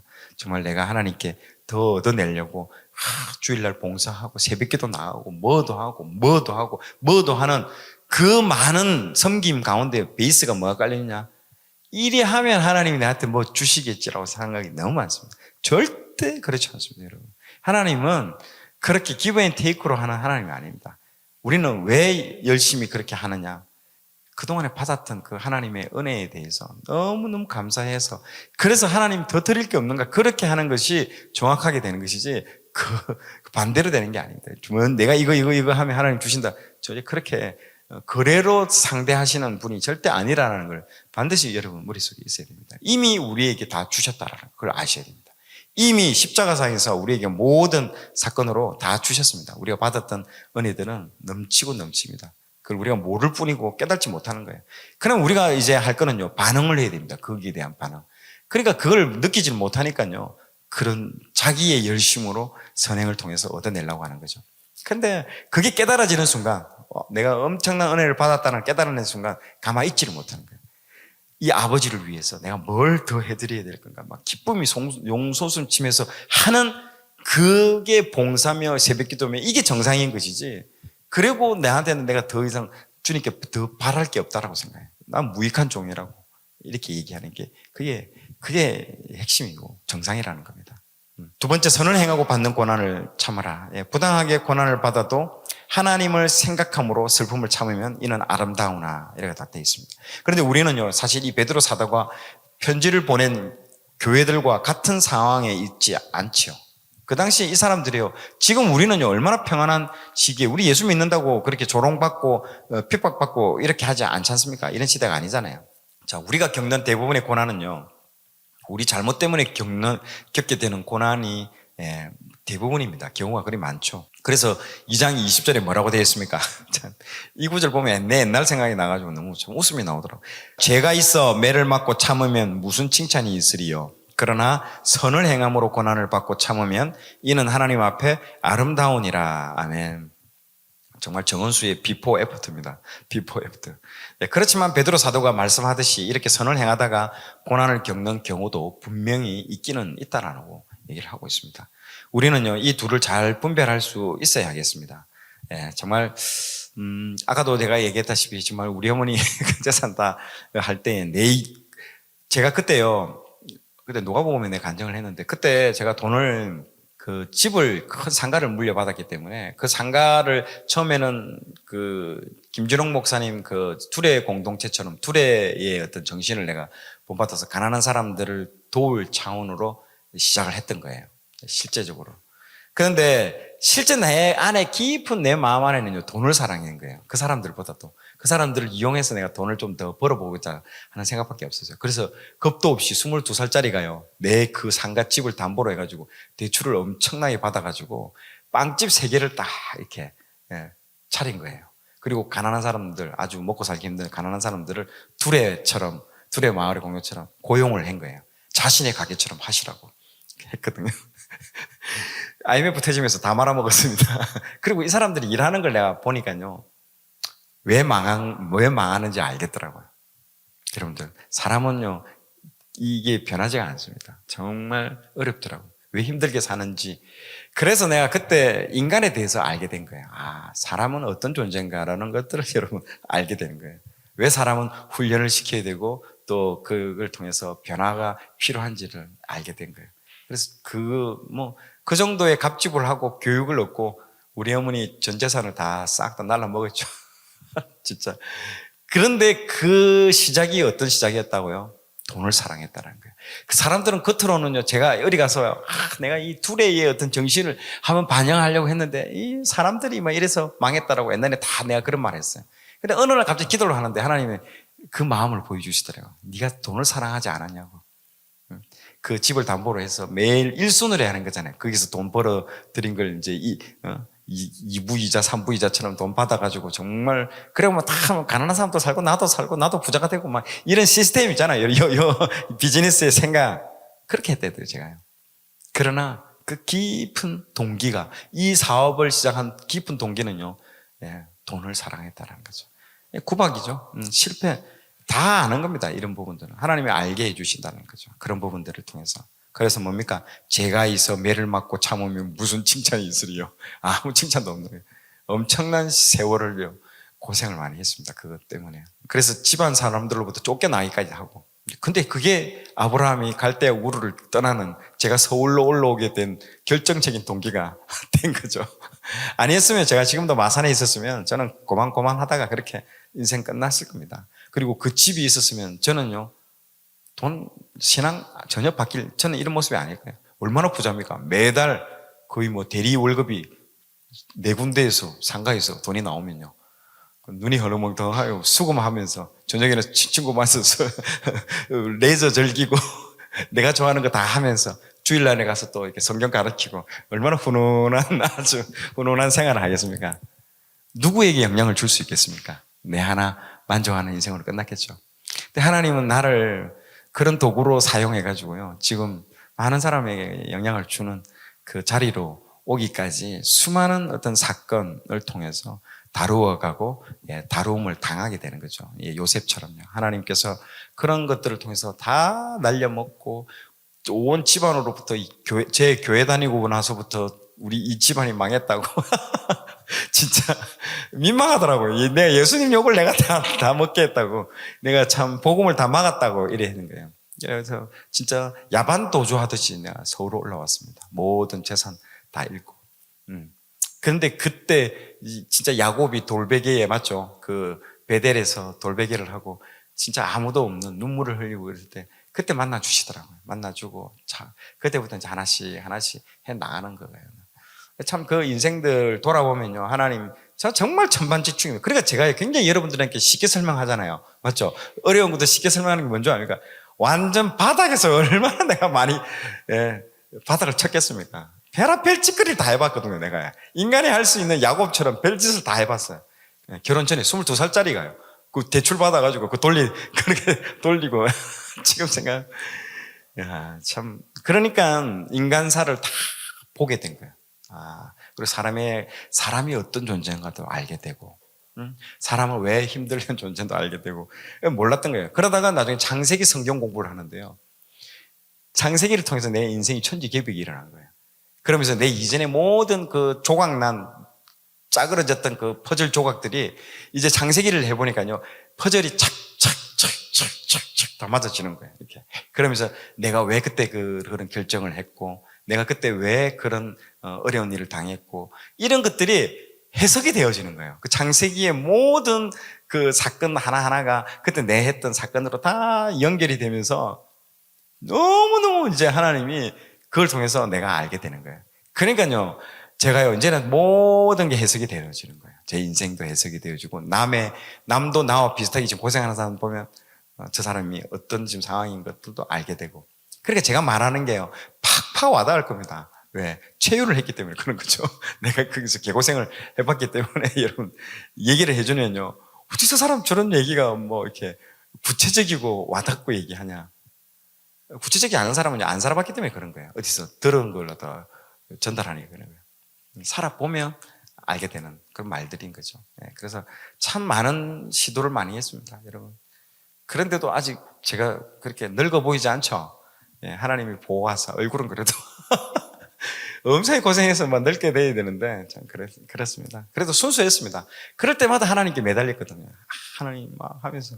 어린아이처럼, 저희 장점은 어린아이와 같죠. 하나님 앞에 정말 믿음으로 실패하더라도 또 어린아이처럼 가서 하나님 앞에 떼쓰고 울고 살려달라고 하고 또 그렇게 하는 거예요. 그렇게 하니까 참 그게 좋더라고요. 그러면서 신앙이 점점 성장하는 거예요. 근데 그때는 몰랐어요. 전방지축 막 그렇게 했는데 창세기를 배우니까 알겠더라고요. 그다음부터는 이제 같은 실수를 반복하지 않게 되더라고요. 아니까, 이제 원리를 아니까, 인생의 원리를 알고, 이제 모든 그 원리를 알게 되니까요. 다 삶에 있어서 정돈이 되어지고, 더 이상 반복적인 실수를 안 하게 되는 그런 유익이 있더라고요. 그래서 이게 선을 행하고 고난을 당하는 걸 찾게 되는 거죠. 또 참게 되면요, 왜 참을 수 있을까요? 곧 놀라운 영광이 온다는 걸 알기 때문에 기다릴 수 있는 거죠. 기다릴 수 있습니다. 이제 기다리지 못하는 애들이 대부분 그렇습니다. 그런 영광을 경험해보지 못했기 때문에 그런 거죠. 그래서 지금도 성경을 이제 쉽게 소개하고 많이 읽히게 하는데 참 저의 삶이 약재료가 된다는 게 너무 감사하게 되더라고요. 그래서 지금도 여러 제가 핍박을 받고 어려움들을 당하고 있는데 이런 것들도 감사하죠. 저를 겸손하게 유지하는 상황으로 만들어가고 있는 부분들이 감사하게 생각하고 있습니다. 자신의 잘못된 행실로 인해서 지금 고난받는 게 아니잖아요. 나는 그래도 이 말씀을 제대로 이게 전거하기 위해서 하는데 여러 가지 어려움이 있다. 이거는 하나님이 아시는 거니까요. 이건 고난이 아니고 아까 이 말씀처럼 선을 행함으로 고난이라면 고난을 참을 때에 하나님께서 정말 아름다운 모습이라고 베드로 사도가 이렇게 말씀을 해주고 있는 거죠. 그래서 제가 이거 준비할 때 참 위로가 되더라고요. 많이. 내 자신에게 먼저 위로가 되는 말씀이더라고요. 자, 베드로전서 3장 17절 말씀. 선을 행함으로 고난을 받는 것이 하나님의 뜻일진데 악을 행함으로 고난받는 것보다 나으니라 라고 이제 이렇게 말씀을 해주고 있습니다. 자, 세 번째, 예수 그리스도의 본을 따르라. 그리고 더 나아가 이제 거기서 머무르지 말고 더 한 발짝 나아가라는 거죠. 이러한 부당한 고난을 겪을 때 참는 것 참으로 쉽지 않죠. 참는 것 쉽지 않습니다. 어떻게 우리가 이런 부당한 고난을 잘 견뎌낼 수 있을까요? 베드로 사도는요, 무엇보다도 그리스도의 그 본을 따르라고 권면하고 있습니다. 온 인류를 통틀어가지고 가장 억울하고 부당한 고난을 겪으신 분이 바로 예수 그리스도이기 때문에 그런 것이죠. 자, 그래서 베드로전서 2장 21절에서 22절에서 이렇게 말씀을 하고 있습니다. 이를 위하여 너희가 부르심을 받았으니 그리스도도 너희를 위하여 고난을 받으사 너희에게 본을 끼쳐 그 자취를 따라오게 하려 하셨느니라. 그는 죄를 범하지 아니하시고 그 입에 거짓도 없으시며. 아멘. 그렇지만 예수님께서 부당한 고난을 겪으셨지만요, 참으셨다라고 되어 있는 거죠. 공의로 심판하시는 하나님을요, 예수님은요, 신뢰했다는 거죠. 아버지를 신뢰했다는 거. 예, 모든 게. 그냥 체휼이 되는 거예요, 그게. 그래서 공의로 심판하시는 하나님을 신뢰하고, 때문에 참을 수 있고, 그 고난을 참음으로써 우리에게 전해주실 유익을 또한 생각을 하셨기 때문에, 내가 이런 모든 일들이 오고 오는 이 모든 세대에게 뭘 준다? 유익을 준다라는 거예요. 그리고 롤 모델이 되고 본이 된다라는 거예요. 그렇기 때문에 그분은 기꺼이 이 지금 받는 그 고난, 십자가를요, 기쁘게 질 수 있는 거죠. 감당할 수 있는 거죠. 그리고 저는요, 인간의 몸을 입고 이 땅에 와가지고 모든 걸 체휼을 다 했기 때문에 십자가를 져주는 게 저는 어떻게 보면 그것도 한몫했다고 생각이 드는 거예요. 왜? 인간의 연약함을 아시는 거죠. 인간의 옷을 입고 오보니까 인간이 얼마나 그 구약의 율법을 지키지 못하고 연약함, 그 육신의 연약함 이런 걸 경험해보고 나니까요, 그분이 얼마나 그걸 또 알게 되셨을까요? 그러니까 이 사람들을 위해서 내가 십자가를 지고 피를 흘리고 이 구원, 죄로부터의 구원을 이루어야 되겠다라는 더 결심을 하는 그 박차를 가하는데 이 육신을 입고 오신 이 부분들도 충분히 저는 중요한 역할을 했다라고 보여지는 거예요. 체휼을 하니까 우리를 불쌍히 여기는 거예요. 긍휼히 여기는 거예요.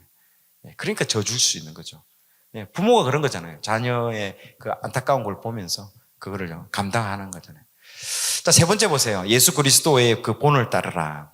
2장 23절에서 24절. 욕을 당하시되 맞대어 욕하지 아니하시고 고난을 당하시되 위협하지 아니하시고 오직 공의로 심판하시는 이에게 부탁하시며 친히 나무에 달려 그 몸으로 우리 죄를 담당하셨으니 이는 우리로 죄에 대하여 죽고 의에 대하여 살게 하려 하심이라. 그가 채찍에 맞음으로 너희는 나음을 얻었나니. 아멘. 자, 이걸 통해서 우리가 채찍에 맞음으로 너희가 나음을 얻었다. 여러분 꼭 병문안 갈 때 기도할 때도 이 구절을 이용해서 여러분 기도하셔야 됩니다. 하나님, 채찍에 맞음으로 우리가 나음을 얻었다고 말씀하시지 않으셨습니까? 지금 우리 성도님 병중에 계십니다. 낫게 해주십시오. 딱 얘기하면요. 그 말씀의 구절을 의지했기 때문에요. 하나님은 신실하게 그 약속을 들어주십니다. 여러분의 생각을 말하는 것보다는요, 성경의 구절을 인용해서 말하면요, 들어질 수밖에 없습니다. 왜? 하나님의 성품이 그렇기 때문에 그런 거예요. 약속을 했잖아요. 약속했다는 거죠. 이 부분인 거예요. 베드로 사도는요, 이렇게 우리가 예수 그리스도의 본을 받아 고난을 참기를 권면하는 겁니다. 욕을 당하시되 맞대어 욕하지 않으시고. 옛날 그 당시에는 다 맞대어 욕했대도요. 지금도 그러잖아요. 누가 하나 나한테 욕 한번 해보세요. 다른 사람한테 욕 한번 하면 그 사람은요, 욕 두세 마디 해버립니다. 맞받아 쳐버리잖아요. 두 배, 세 배 더 갚아줘 버리죠. 그게 일반적인 거예요. 그 당시에는 더 했습니다. 이 로마 시대 때는요. 그게 일상적인 모습이었다는 거죠. 참으면 바본 거죠. 겸손이라는 말을 그때는 제가 말했죠. 그 당시에는 겸손이라는 말은요, 종한테 쓰는 거예요. 쓰지 않습니다. 인내, 겸손, 이런 말 자체를 쓰는 걸요, 엄청나게 그 사람을 완전 뭐라고 합니까? 깔보는 겁니다. 욕되게 하는 거고, 깔본다고 생각하는 거예요. 그런데 과감하게 이렇게 얘기를 하는 거예요. 완전히 그 시대의 문화와 전혀 맞지 않습니다. 한국에서도 마찬가지죠. 엄마들도 그러잖아요. 한 대 맞으면 두 대 때려. 그런 얘기 옛날에 하는데, 그런 것처럼 정말로 이 지금의 시대하고는 좀 다릅니다. 네 번째는요, 우리의 정체성을 기억하라고 되어 있습니다. 그래서 베드로 사도는요, 우리가 은혜에 굳게 서기 위해서 우리의 정체성을 기억하라고 말씀하고 있습니다. 베드로 전서에서 자주 사용하는 표현은요, 우리가 바로 누구라고요? 나그네라고 기억하고 있습니다. 나그네. 자, 우리의 정체성을 기억하라. 이 땅은 우리의 영원한 본향이 아닙니다. 우리는 이 땅에 잠시 머물다가 가는 나그네입니다. 나그네. 만약 이 나그네 시절에 우리의 믿음 때문에 우리가 부당한 고난을 겪는다면요, 우리가 본향에 돌아갔을 때에 공의로 심판하시는 하나님께서 더 크게 갚아주실 것이라는 것입니다. 그게 중요한 것이죠. 자, 읽어볼까요? 예수 그리스도의 사도 베드로는요, 본도, 갈라디아, 갑바도기아, 아시아와 비두니아에 흩어진 나그네라고 되어 있고요. 외모로 보시지 않고 각 사람의 행위대로 심판하시는 이를 너희가 아버지라 부른즉 너희가 나그네로 있을 때를 두려움으로 지내라. 사랑하는 자들아, 거류민과 나그네 같이 너희를 권하노니 영혼을 거슬러 싸우는 육체의 정욕을 제어하라. 아멘. 자, 보십시오. 그 영원한 영광의 아름다움을 생각할 때 이 땅에서 겪는, 이 땅에 잠시 잠깐 왔다가 돌아갈 때, 본향으로 돌아가잖아요. 이때 겪는 고난은요, 잠깐에 불과하다는 걸 여러분 기억하라고 얘기를 하고 있는 거예요. 이 고난을 통해서 우리는 더 온전해지고, 더 굳건해지고, 더 강하고 단련되는 그런 유익이 있다라는 겁니다. 저도 지금 2박 3일 동안 지금 그 신학교에서 지금 성경통독 4경회를 지금 인도하고 왔거든요. 참 여러 가지 불편한 점이 많았거든요. 그러나 제가 불편하라도 또 왜 참았겠습니까? 2박 3일 뒤에 내가 어디 간다? 집에 가 하면, 집에 가면 딱 어떻게 할까요? 딱 침대에 누워가지고, 야, 집이 제일이다 생각하잖아요. 예, 항상 그래요. 거기 가면 그게 잠시 잠깐, 오래 있지도 않을 테니까, 거기에서 뭐 주세요, 이래 안 한다라는 거예요. 조금 불편해도 어떻게 합니까? 참는다라는 거예요. 왜? 곧 내 집에 가면 편안하게 쉬기 때문에 거기서 참을 수가 있다라는 거죠. 그 얘기 하는 거예요. 그게 나그네와 그리움이라는 거죠. 우리가 여기서, 근데 대부분의 사람은 어떻게 할까요? 이 땅에서 1000년, 100년, 1000년, 천년, 만년 살 것처럼 사는 것처럼 그렇게 행동한대도요. 잠시 잠깐입니다, 여러분. 지금 여러분 나이 40, 50대잖아요. 살아온 시기를 보세요. 눈 깜짝하세요. 지금 온 거 안 같습니까? 그렇대도요. 두세 번 깜짝하면 이제 갑니다. 두세 번 눈 깜짝깜짝 해버리면 가버리는 거예요, 진짜. 진짜 잠깐 사이래도요. 정말 인생이래, 정말 그런 것 같아. 나도 옛날에 어른들이 그런 말 할 때 무슨 말이야 생각했는데, 그때는 시간이 어째 안 가든지 18, 19, 20살 때는 이놈의 시간 이거 진짜 안 간다 했는데, 뒤돌아보니까 진짜 눈 깜짝할 사이. 5장 10절에 보세요. 모든 은혜의 하나님 곧 그리스도 안에서 너희를 부르사 자기의 영원한 영광에 들어가게 하신 이가 잠깐 고난을 당한 너희를 친히 온전하게 하시며 굳건하게 하시며 강하게 하시며 털을 견고하게 하시리라. 자, 이 말씀되어 있죠. 이것도 잠깐이라고 되어 있잖아요. 성경에 잠깐이라고 되어 있습니다, 여러분. 그래서 여러분 잠깐 여기서 어떻게 하느냐에 따라서 영원한 거기에서 상급이 결정이 되는 겁니다. 그리고 우리가 나그네로 이 땅을 살아갈 때 우리는 특별한 존재로 부르심을 받았다라는 그런 사실도 여러분 우리가 기억을 해야 됩니다. 우리가 어떤 존재인가. 그래서 정체성이 중요한 거예요. 우리는 누구인가? 라는 정체성이 굉장히 중요합니다. 우리는 하나님의 덕을 선포하러, 그러니까 선포가 뭡니까? 선전하는 겁니다. 하나님이 이러신 분이셔. 하나님이 어떤 사람이냐? 하나님이 얼마나 사랑이 많고, 그걸 선전하라는 거예요, 여러분. 여러분들이 그 역할을 하라는 거예요, 이 땅에 있는 동안. 그게 여러분들에게 특별한 존재로 부르심을 받았던 사명이라는 거죠. 같이 한번 읽어볼까요? 그게 2장 9절에 나오죠. 그러나 너희는 택하신 족속이요 왕같은 제사장들이요 거룩한 나라요 그의 소유가 된 백성이니 이는 너희를 어두운 데서 불러내어 그의 기이한 빛에 들어가게 하신 이의 아름다운 덕을 선포하게 하려 하심이라. 옛날에는 선전이라고 아마 번역되어 있었던 것 같은데, 맞죠? 선전하게 하려 하심이라라고 이제 바뀌었던 것 같은데, 이걸요 널리 알려준다라는 거예요. 널리. 왜 그러냐? 너희들은 제사장이라는 거죠. 제사장이 뭡니까? 다리라는 거죠. 이 다리. 여기에는 하나님이 있고 여기는 인간이라는 거죠. 우리는 하나님이 인간한테 죄 때문에 갈 수 없어요. 그러나 제사장이라는 거, 이 다리가 놓여진 거예요. 이제 다리를 타고 갈 수 있다는 거죠. 그 역할을 제사장이 하는 거예요. 그래서 우리가 그 제사장 역할을 맡았다는 거죠. 그래서 우리는 믿지 않는 사람을 하나님께로 인도하는 다리의 역할. 그래서 어떻게 한다? 하나님이 이러신 분이세요. 제 삶에 이런 일을 행하셨어요. 라고 얘기를 해주라는 거예요. 그게 선전이라는 거죠. 선전. 하마성경 선전을 너무 많이 해주셔가지고요. 지금 너무 많은 분들이 참 보고 계시고, 카톡으로 날리고 난리더라고. 어제도 신학생들 이제 날리고 난리더라고. 이제 자기들 친구들한테 보내준다고. 그게 이제 선전이는 거죠. 하나님이 어떤 분인가를 여러분 선전해라는 거예요. 이게 지금 2장 9절에서 다 알려주라는 거죠.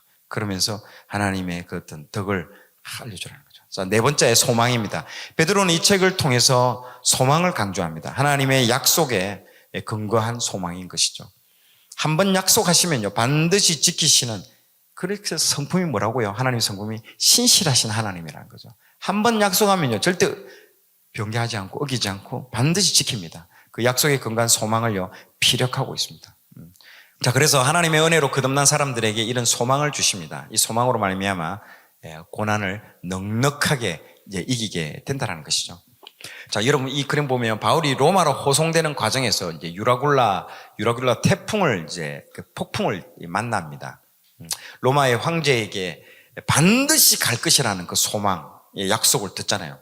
로마도 가여야 하리라라는 말을 반드시 듣습니다. 그 말을 듣는 순간 그게 뭐라고요? 그게 소망이라는 거죠. 여기서 유라굴라 태풍에 의해서 지금 쓰러지고 자빠지고 완전 이게 막 배가 뒤집혀가지고 죽을 것처럼 보여도 뭐가 있다고요? 소망이 있다는 거죠. 나는 반드시 로마로 간다라는 그걸 들었기 때문에 여기서 죽지 않는다는 뭐예요? 소망이 있다는 거죠. 그래서 어떤 일이 있었습니까? 14일간 지금 난파됩니다. 달빛도 못 보고 햇빛도 별빛도 보지 못한 바울과 배에 탄 276명이요. 완전히 깊은 큰 절망 가운데 빠져 있었습니다. 그런데 그 소망의 약속, 그 붙잡은 그 약속의 말씀을 하나를 붙잡은 단 한 사람 바울만 담대할 수 있었던 거죠. 그래서 과정이 어떻게 되었든 결국은 이 배가요 로마에 도착해서 로마 황제 앞에 바울이 서게 되는 것이죠. 그러면서 예수 그리스도를 전거하는 거잖아요. 참 약속을 받았으므로 이 바울에게는요 이 폭풍이요 문제가 안 됩니다, 여러분. 문제가 안 되는 거예요. 그냥 한마디로 이런 거예요. 에버랜드에 가가지고 청룡열차 타는 느낌이에요. 언젠가는 청룡열차 다시 돌아올 거라고 생각하는 거예요. 그동안에 일어나는 이런 거는요 하면서 하나님 재밌어요. 한 번 더. 이런 그밖에 안 되는 거예요. 왜? 이거는 반드시 결국에는 간다라는 걸 알기 때문에 그런 거죠. 소망은 저도 이렇게 봅니다. 이 항구에서요, 이 항구까지 이 배는요, 지금 보는 배는 반드시 간다. 아멘. 예, 우리가 태어나서 우리는요, 믿음으로 인해서 저 천국으로 간다라는 거를 반드시 우리가 믿음으로 소망을, 그게 소망이라는 거죠. 소망을 간다는 거. 그러면 가는 중간에 밋밋하게 가는 거 별로 재미없죠. 죽을 듯한 폭풍과 스릴과 있어야 제맛이죠.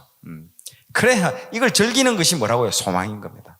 소망인 거예요. 소망을 붙들면요, 이게 이제 즐길 수 있는 정도까지 가게 되는 거죠. 이게 믿음입니다. 믿음이면서 소망.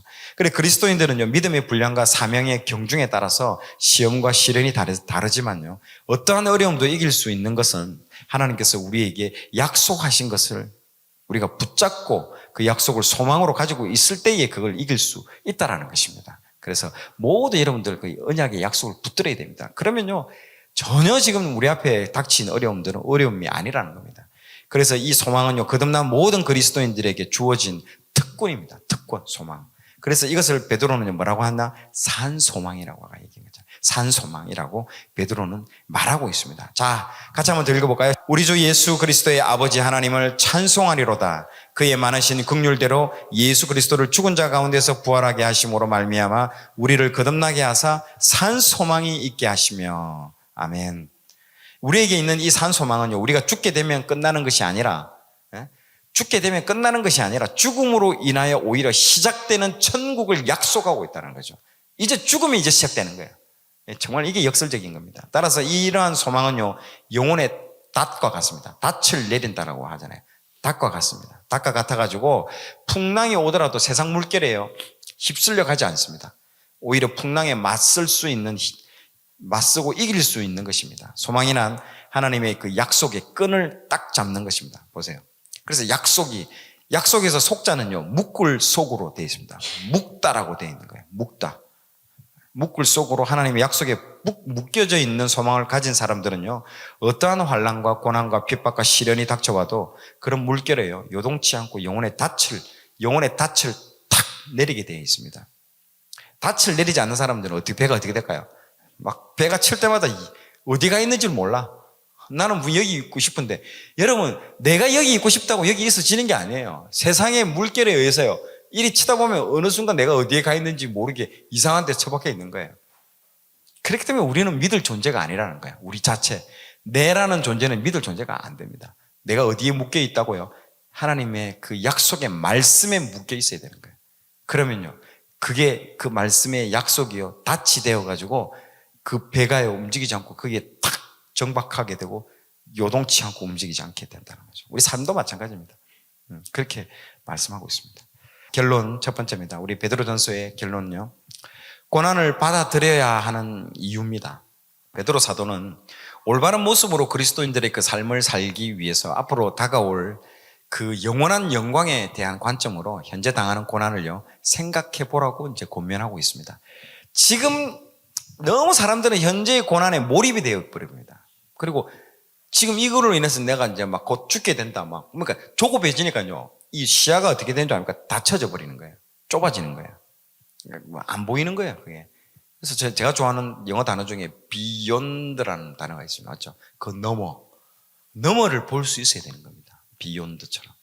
항상 하나님은 그 너머에 그걸 준비를 하고 있는데 내 눈은요, 요 앞에 밖에 안 보이는 거예요. 그래서 맨날 우리는 6일 동안 땅만 보잖아요. 내가 지금 하고 있는 일, 그리고 내가 지금 닥쳐진 문제, 이 문제만 해결되면 좋겠다라고 생각하죠. 여러분, 그 문제 해결되면 새로운 문제 또 앞에 사고 옵니다. 그러면 우리 인생이 무슨 인생인 줄 압니까? 죽을 때까지 문제만 해결하다가 죽는 인생이 된대도요. 관점이 그리 돼버립니다. 근데 그거 보지 말라는 거예요. 그 문제를 보지 말고 뭐라고요? 그 beyond, 그 너머에 있는 그 약속을 보라는 거예요.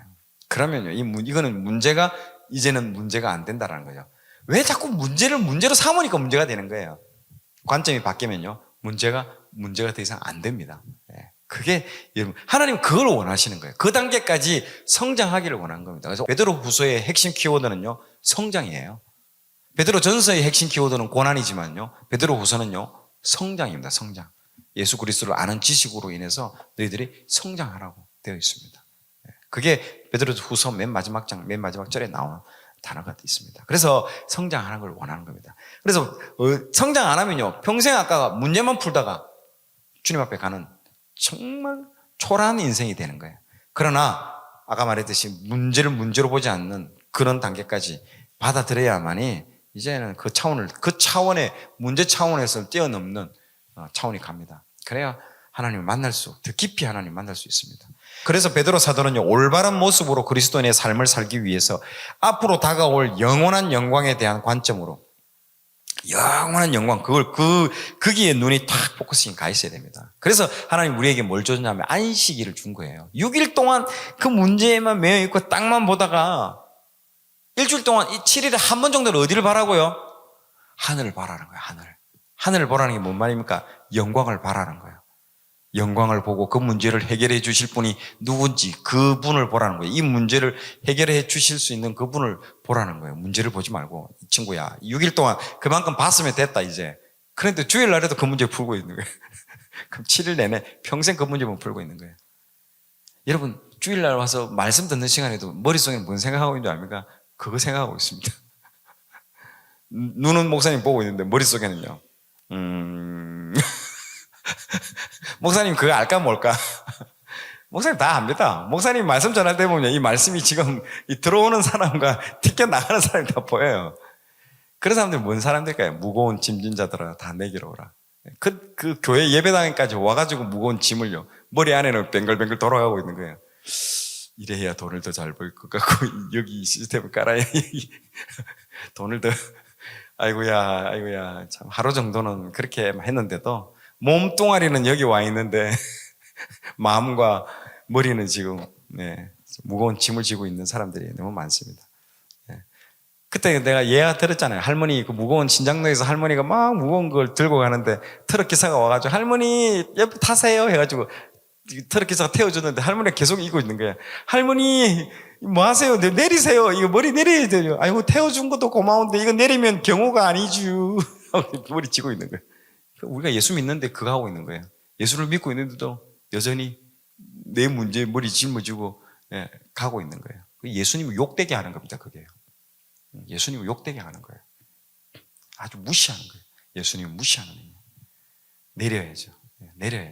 그렇게 예수님이 그래 했는 걸 모르는 거예요. 그러니까 우리가 지금 어떤 정체성을 모르는데도 사람들이 우리가 어떤 존재며 어떤 상황인지를 모르고 여전히 그래서 그 다가올 영원한 영광에 대해서 우리가 포커싱을 맞추고 관점을 해야 현재 당하는 고난을요 생각해 보라고. 그래서 권면하고 있습니다. 5장 10절 시작. 모든 은혜의 하나님 곧 그리스도 안에서 너희를 부르사 자기의 영원한 영광에 들어가게 하신 이가 잠깐 고난을 당한 너희를 친히 온전하게 하시며 굳건하게 하시며 강하게 하시며 털을 견고하게 하시니라. 아멘. 영혼에 비하면요, 이 세상의 고난은 잠깐이라고 여기 말하고 있잖아요. 그러기에 이 고난과 핍박을 받을지라도 주도적인 믿음을 생활하는 것이 중요합니다. 주도적인 믿음 생활. 내가 이제 아주 이렇게 주도적으로, 하나님, 적극적으로. 믿음은 뭐라고 제가 말했습니까? 3가지. 믿음은 적극적, 도전적, 모험적 3가지. 이걸 가지고 있습니다. 믿음은요. 항상 이걸 가지고 여러분 적극적으로 도전하고 모험하고 도전해야 됩니다. 안 그러면요 매일매일 그냥 쫓기듯 삽니다. 여러분 그렇게 합니다. 우리 하나님이 얼마나 이걸 보여주고 있습니까? 얼마나 모험적이십니까? 도전적이십니까? 그 천지창조 보세요. 모든 흑암 가운데 있는데 그걸 깨트리고 뭔가 일을 해 나가잖아요. 여러분 회사 가서 혁신하려고 하면 제일 힘든 게 기존에 있는 세력들이 막 저항합니다. 아시죠? 뭐 이거 해야 됩니다 했더니 그 해가 뭐 하려고요? 아주 가만히 있어. 또 나댄다. 이런 얘기 하거든요. 하나님이 그걸 다 뚫고 천지창조를 한 거예요. 전 세계가 흑암 가운데 아무것도 안 움직이고 조용히 있는데요. 그냥 다 뒤집어 엎어버린 거잖아요. 천지창조가 여러분 다 뒤집어 엎어버린 겁니다. 얼마나 그 도전적이며 진짜 모험적입니까? 자기 아들을 폭도들 가운데 이 땅에 내려보내는 거예요. 얼마나 모험적입니까? 결국에는 아들이 자유의지 중구도 얼마나 모험적입니까?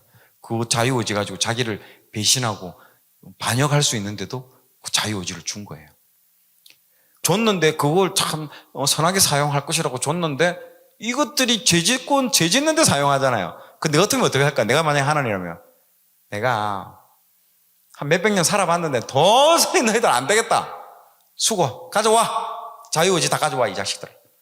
내 같으면 분명히 그랬을 것 같아요. 근데도 지금까지도 수고 안 하잖아요. 지금까지도 내버려 두고 계시잖아요. 우리의 자유의지를 그냥 허락해 주시고 보고 있는 거예요. 얼마나 도전적이고 모험적이십니까? 우리 하나님이. 난 그것만 봐도 얼마나 모험적이신지를 알 수 있는 거예요. 우리 같으면 그래 못합니다. 우리 애 하나 어디 가서 뭐 하는 것도 견디지 못하고 그러잖아요. 딱 내 안에서 통제되기를 원하잖아요. 그것도 맡기지를 못하고 벌벌벌벌 떨잖아요. 조금이라도 벗어나면 이게 감당이 안 되고. 그래놓고 무슨 믿음을 얘기하겠습니까? 그러니까 내 생각대로 하고 내 계획대로 하고 플랜 A, 플랜 B, 플랜 C 만들어서 쫙 이대로 착착착착 움직여져야 이제 이게 여기서 무슨 믿음이 나옵니까? 무슨 도전이 나올 것이며 그건 뭡니까? 그 성을 쌓는 거예요. 가인이 나중에 죄를 짓고 나서 했던 첫 번째 행동이에요. 여러분 성을 쌓았습니다. 에녹성을 쌓았습니다. 외부에서 침입 들어온 거 막으려고. 성을 쌓는다는 것은 도전하지 않는다는 겁니다. 그냥 그 안에서 갇혀서 난 더 이상 아무것도 안 할 거야. 내 건드리지 마. 성을 쌓는다는 것은 그 자체로서 거기가 그 사람이 뭐가 된다? 무덤이 되는 겁니다. 무덤이 되는 거예요. 믿음은 전혀 그렇지 않습니다. 하나님 보세요. 성경 보면 알 수 있잖아요. 끊임없는 사건 사고입니다. 하나님은 어떻게든 이렇게 막 하는 거예요. 지나서 보니까 그 유익이 됐다라는 걸 알 수 있는 겁니다. 그런데 우리는요 안주하려고 하고 편한 데 찾고 성 쌓고 이제 더 이상 안 하려고 하는 게 우리의 모습입니다. 그래서 주도적인 믿음이 필요한 거예요.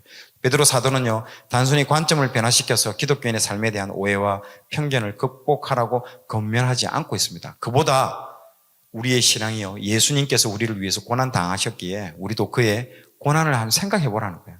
생각하면서 이겨나가야 한다는 거 핵심적인 진리에 근거해서 지금 제시를 하고 있습니다.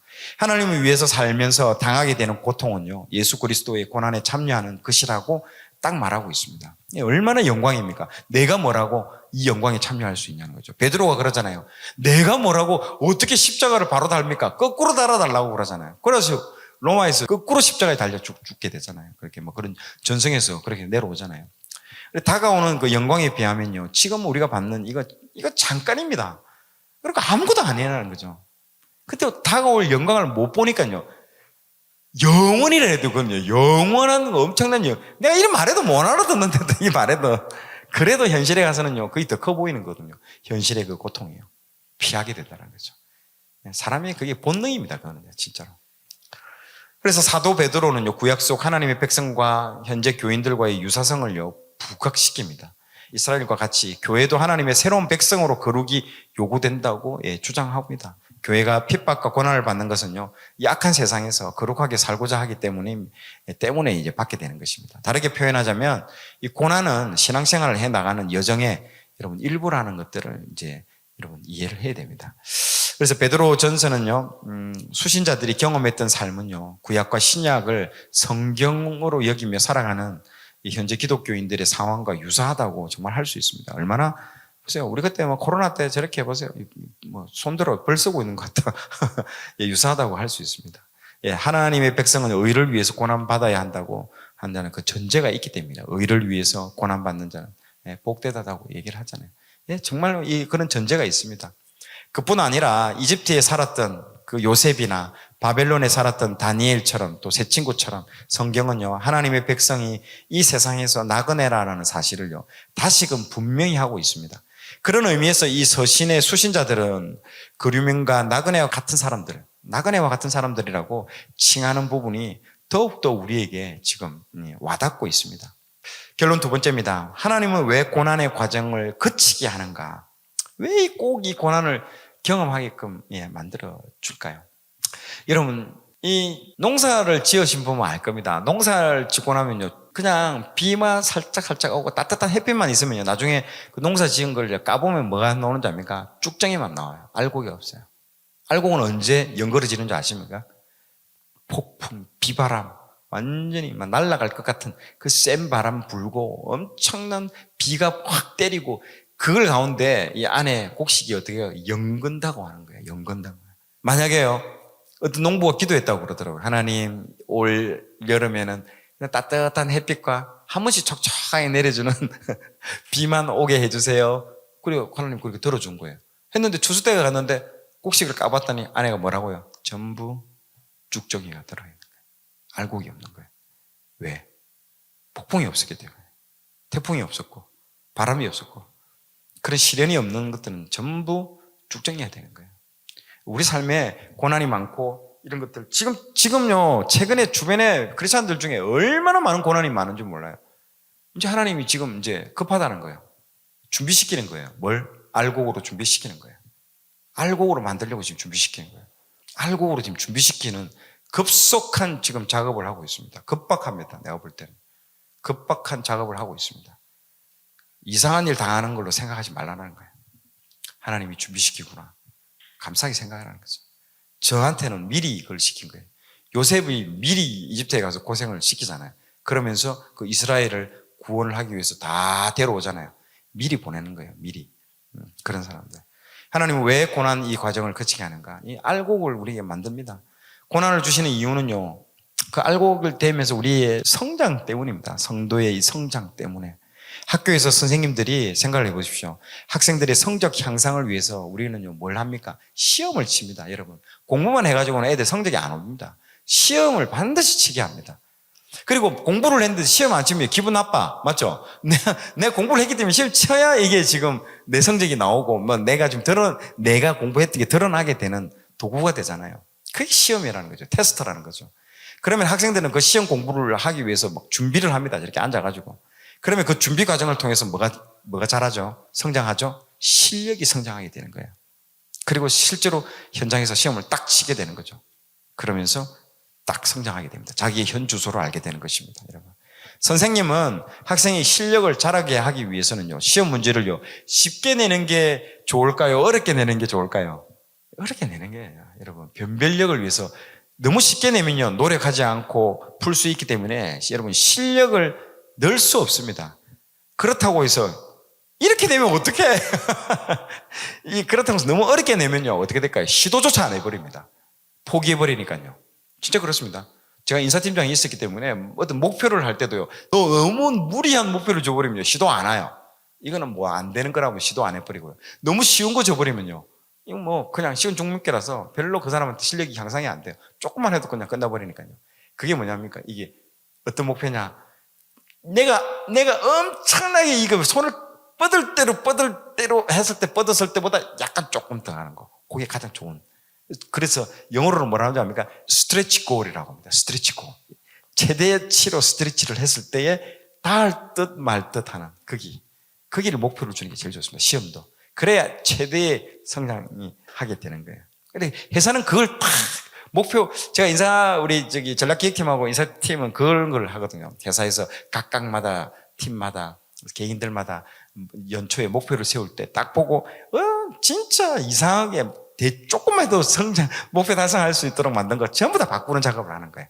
그렇게 해가지고, 자, 도장을 다 찍게 하고, 내년에 연봉 상승은 요걸로 하자라고 다 결정하는 거예요. 그렇게 하는 것처럼, 회사도 그런 것처럼 그 사람이 감당하기 조금 버거울 정도의 수준으로 스트레치 골 정도로 문제를 냅니다. 왜 이렇게 할까요? 성장이에요, 성장. 그래서 아까 그 말이 큰 거예요. 우리가 감당할 만한 시험만 하나님이 우리에게 허락하신다는 거예요.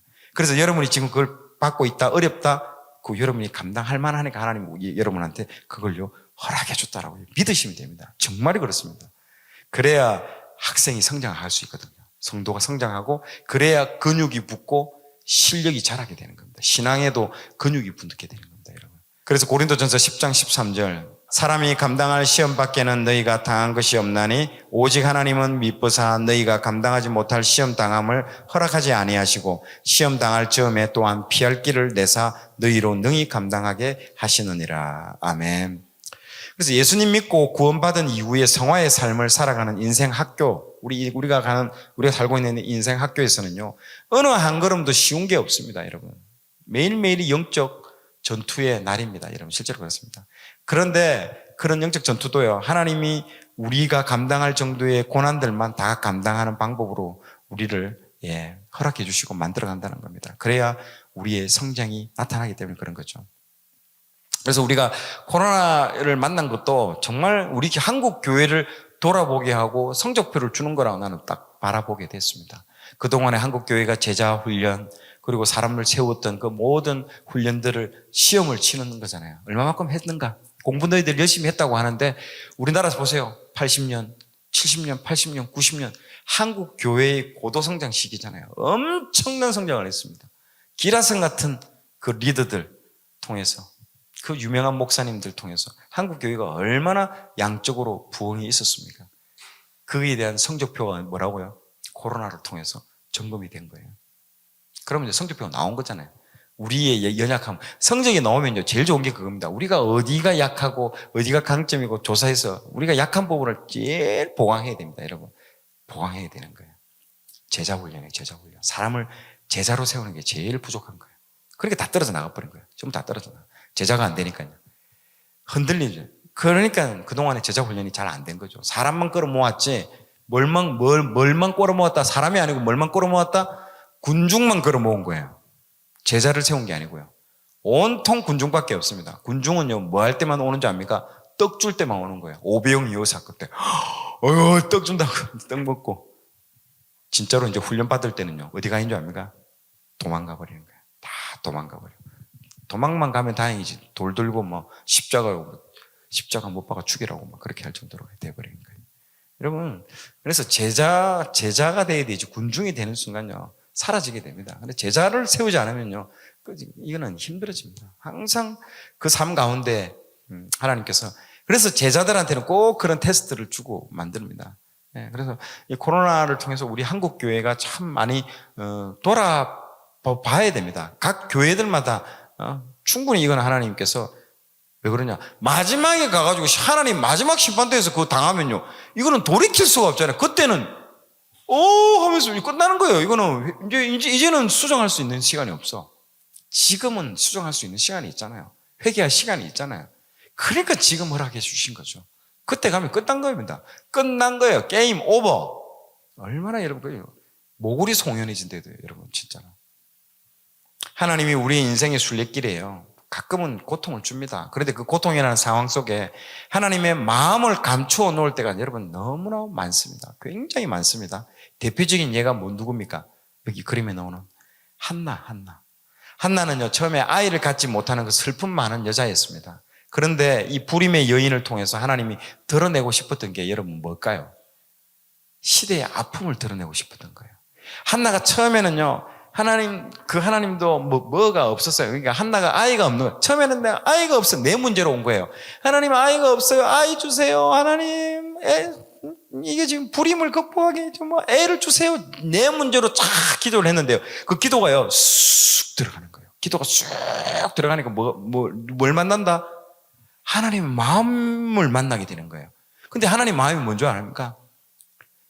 내가 지금 이 시대에 말을 해주고 싶은데 이 내 말을 전해줄 말씀의 사람이 없다라는 그 아픔이 한나가 알게 돼버린 거예요. 사사시대잖아요. 그 시대가요. 아무도 내 말에 대해서 관심이 없는 거예요. 그 하나님의 그 아픈 마음. 처음에는 내 문제로 갔는데 내 문제는 온전히 사라져버리고 하나님 아버지 그 아픈 마음만 보이는 거예요. 시대에 그 하나님이 말씀을 전해줄, 누구도 전해줄 상대가 없다라는 걸 알고요. 그 한나가요, 애를 낳자마자 바로요, 사무엘을 바쳐버리는 거예요. 그래서 바치는 거예요. 그 신기하지 않습니까? 애 달라고 했는데 애 줬는데 애를 자기 집에서 안 키우고 갑자기 바쳐버리는 거예요. 그게 여러분, 그 한나가 기도해서 그걸 발견한 거예요. 기도가 깊이 들어가니까 하나님의 슬픈 마음이 보인 거예요. 이 시대 가운데 누가 내 말을 전해줄 사람이 없다라는 그 하나님 마음이, 한나가 하나님 앞에 원통함으로 기도하다가 깨닫게 된 거예요. 그래서 보세요, 하나님이 왜 그 사람한테 원통함을 심어주겠습니까? 그 심어주면은요, 보물이 숨어져 있는 거예요. 그때 하나님 마음도 같이 심어줘 버리는 거예요. 거기다가 하나님과 똑같은 마음을 줘버린 거예요. 기도하다가 그 역사가 일어난 거예요. 하나님 아들 주세요 기도하다가 갑자기 이 아들을 하나님께 내놓습니다. 왜 달라던 아들을 하나님께 내어놓는다 할까요? 이유는 간단하죠. 하나님 마음을 알아버렸기 때문에 그렇죠. 하나님이 그 한 사람을 지금 찾고 있다라는 거예요. 그러니까 항상 아파본 사람은 아픈 사람의 마음을 알게 됩니다, 여러분. 그 하나님이 참 신비롭게 역사합니다, 그 마음을. 그래서 하나님이 에스겔의 아내를 데려가시잖아요. 에스겔의 아내를 그냥 죽음으로 데려가 버립니다. 니도 내 마음 알아라는 거예요. 잃어버렸던 내 사랑하는 이스라엘이 떠났다라는 거죠. 그러니까 니도 내 마음 알아라.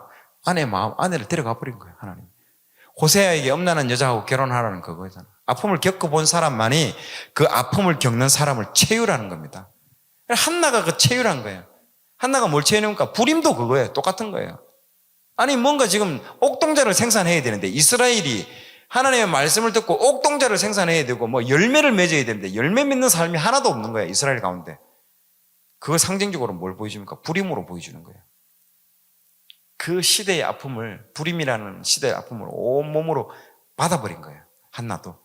그리고 그게 깊은 단계로 들어가니까 하나님 마음까지도 들어가게 되고, 그걸 우리가요, 눈치를 채야 됩니다. 그래서 그 고통, 아픔 속에 여러분 뭐가 숨겨져 있다? 하나님의 뜻과 마음이 숨겨져 있습니다. 나 그걸 알게 됐다고요. 놀랐습니다. 그래서 우리가 겪는 고통, 아픔은요, 여러분 그걸 잘 깊이 들어가 보면요, 하나님 마음과 아픔이 맞닿아 있습니다. 그래서 우리에게 그걸 주고 발견하게 하는 거예요. 그래서 철저하게 울 때는요, 울어야 됩니다. 철저하게 깊은 곳에 들어 빨리 탈출하려고 하거든요. 빨리 문제 해결해가지고 빨리 여기서 탈출하려고. 그건 하수들이에요.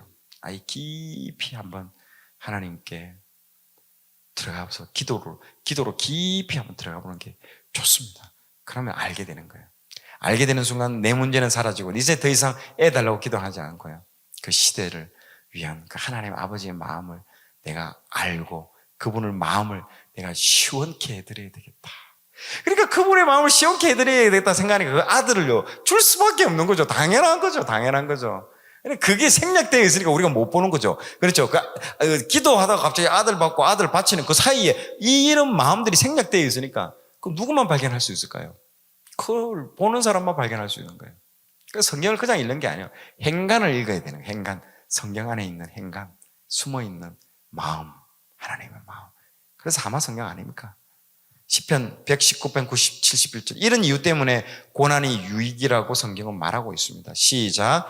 고난당한 것이 내게 유익이라. 이로 말미암아 내가 주의 율례들을 배우게 되었나이다. 아멘. 주의 율례이면서 동시에 주의 마음이죠. 주의 마음을 내가 배우게 되었다라고 말할 수도 있는 거죠. 마지막 세 번째 결론, 믿음과 소망입니다. 이제 멀지 않아서 앞으로 우리가 살아가고 있는 이 시대의 마지막인 대환란의 시대 또한 여러분 도래할 게 될 것입니다. 이런 대환란이 닥친다 해도요, 세상을 이길 수 있는 것은요, 우리에게 약속하신 소망의 세계를요 생각하면서 그 소망으로 인하여서 세상의 박해를요 넉넉히 이겨갈 수 있다라는 겁니다. 소망을 붙잡아라는 거죠.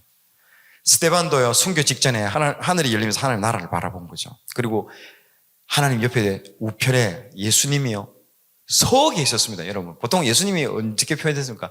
앉아 계시고 하잖아요.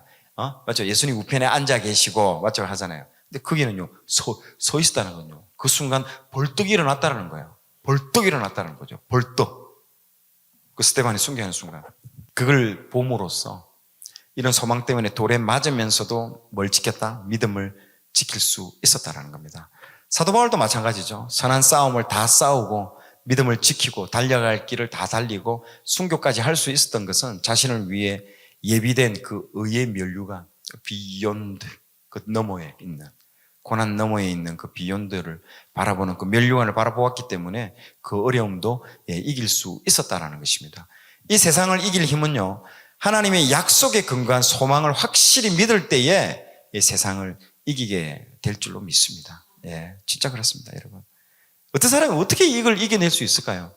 사도 바울도 하나님 마음을 본 거죠. 하나님의 마음을 본 겁니다. 여러분 지식으로 알려고 하지 말고요, 그분의 마음을 알려고 하십시오. 성경을 읽을 때도 그 마음이 보이는 순간 내가 아버지를 기쁘게 해드리고 싶다는 마음이 그냥 쏟아집니다. 그 다음부터는 율법으로 행하는 게 아니라, 그렇죠, 사랑을 하게 되는 것이죠. 신명기 6장 3절에는 너희는 마음을 다하고 뜻을 다하고 힘을 다하고 목숨을 다해 주 너희 하나님을 사랑하라 라고 되어 있습니다.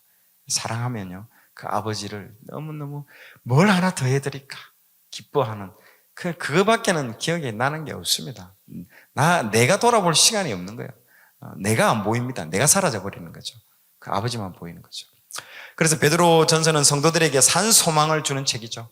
그리고 그 고난을 당할 때 우리에게 어떤 자세가 필요한지를 알려주고 있습니다. 어떤 자세를 취해라, 어떤 액션을 취해라. 너 고난 당하고 있어? 그러면 더 선한 일을 해. 그리고 고난을 당한 거 참아, 인내해.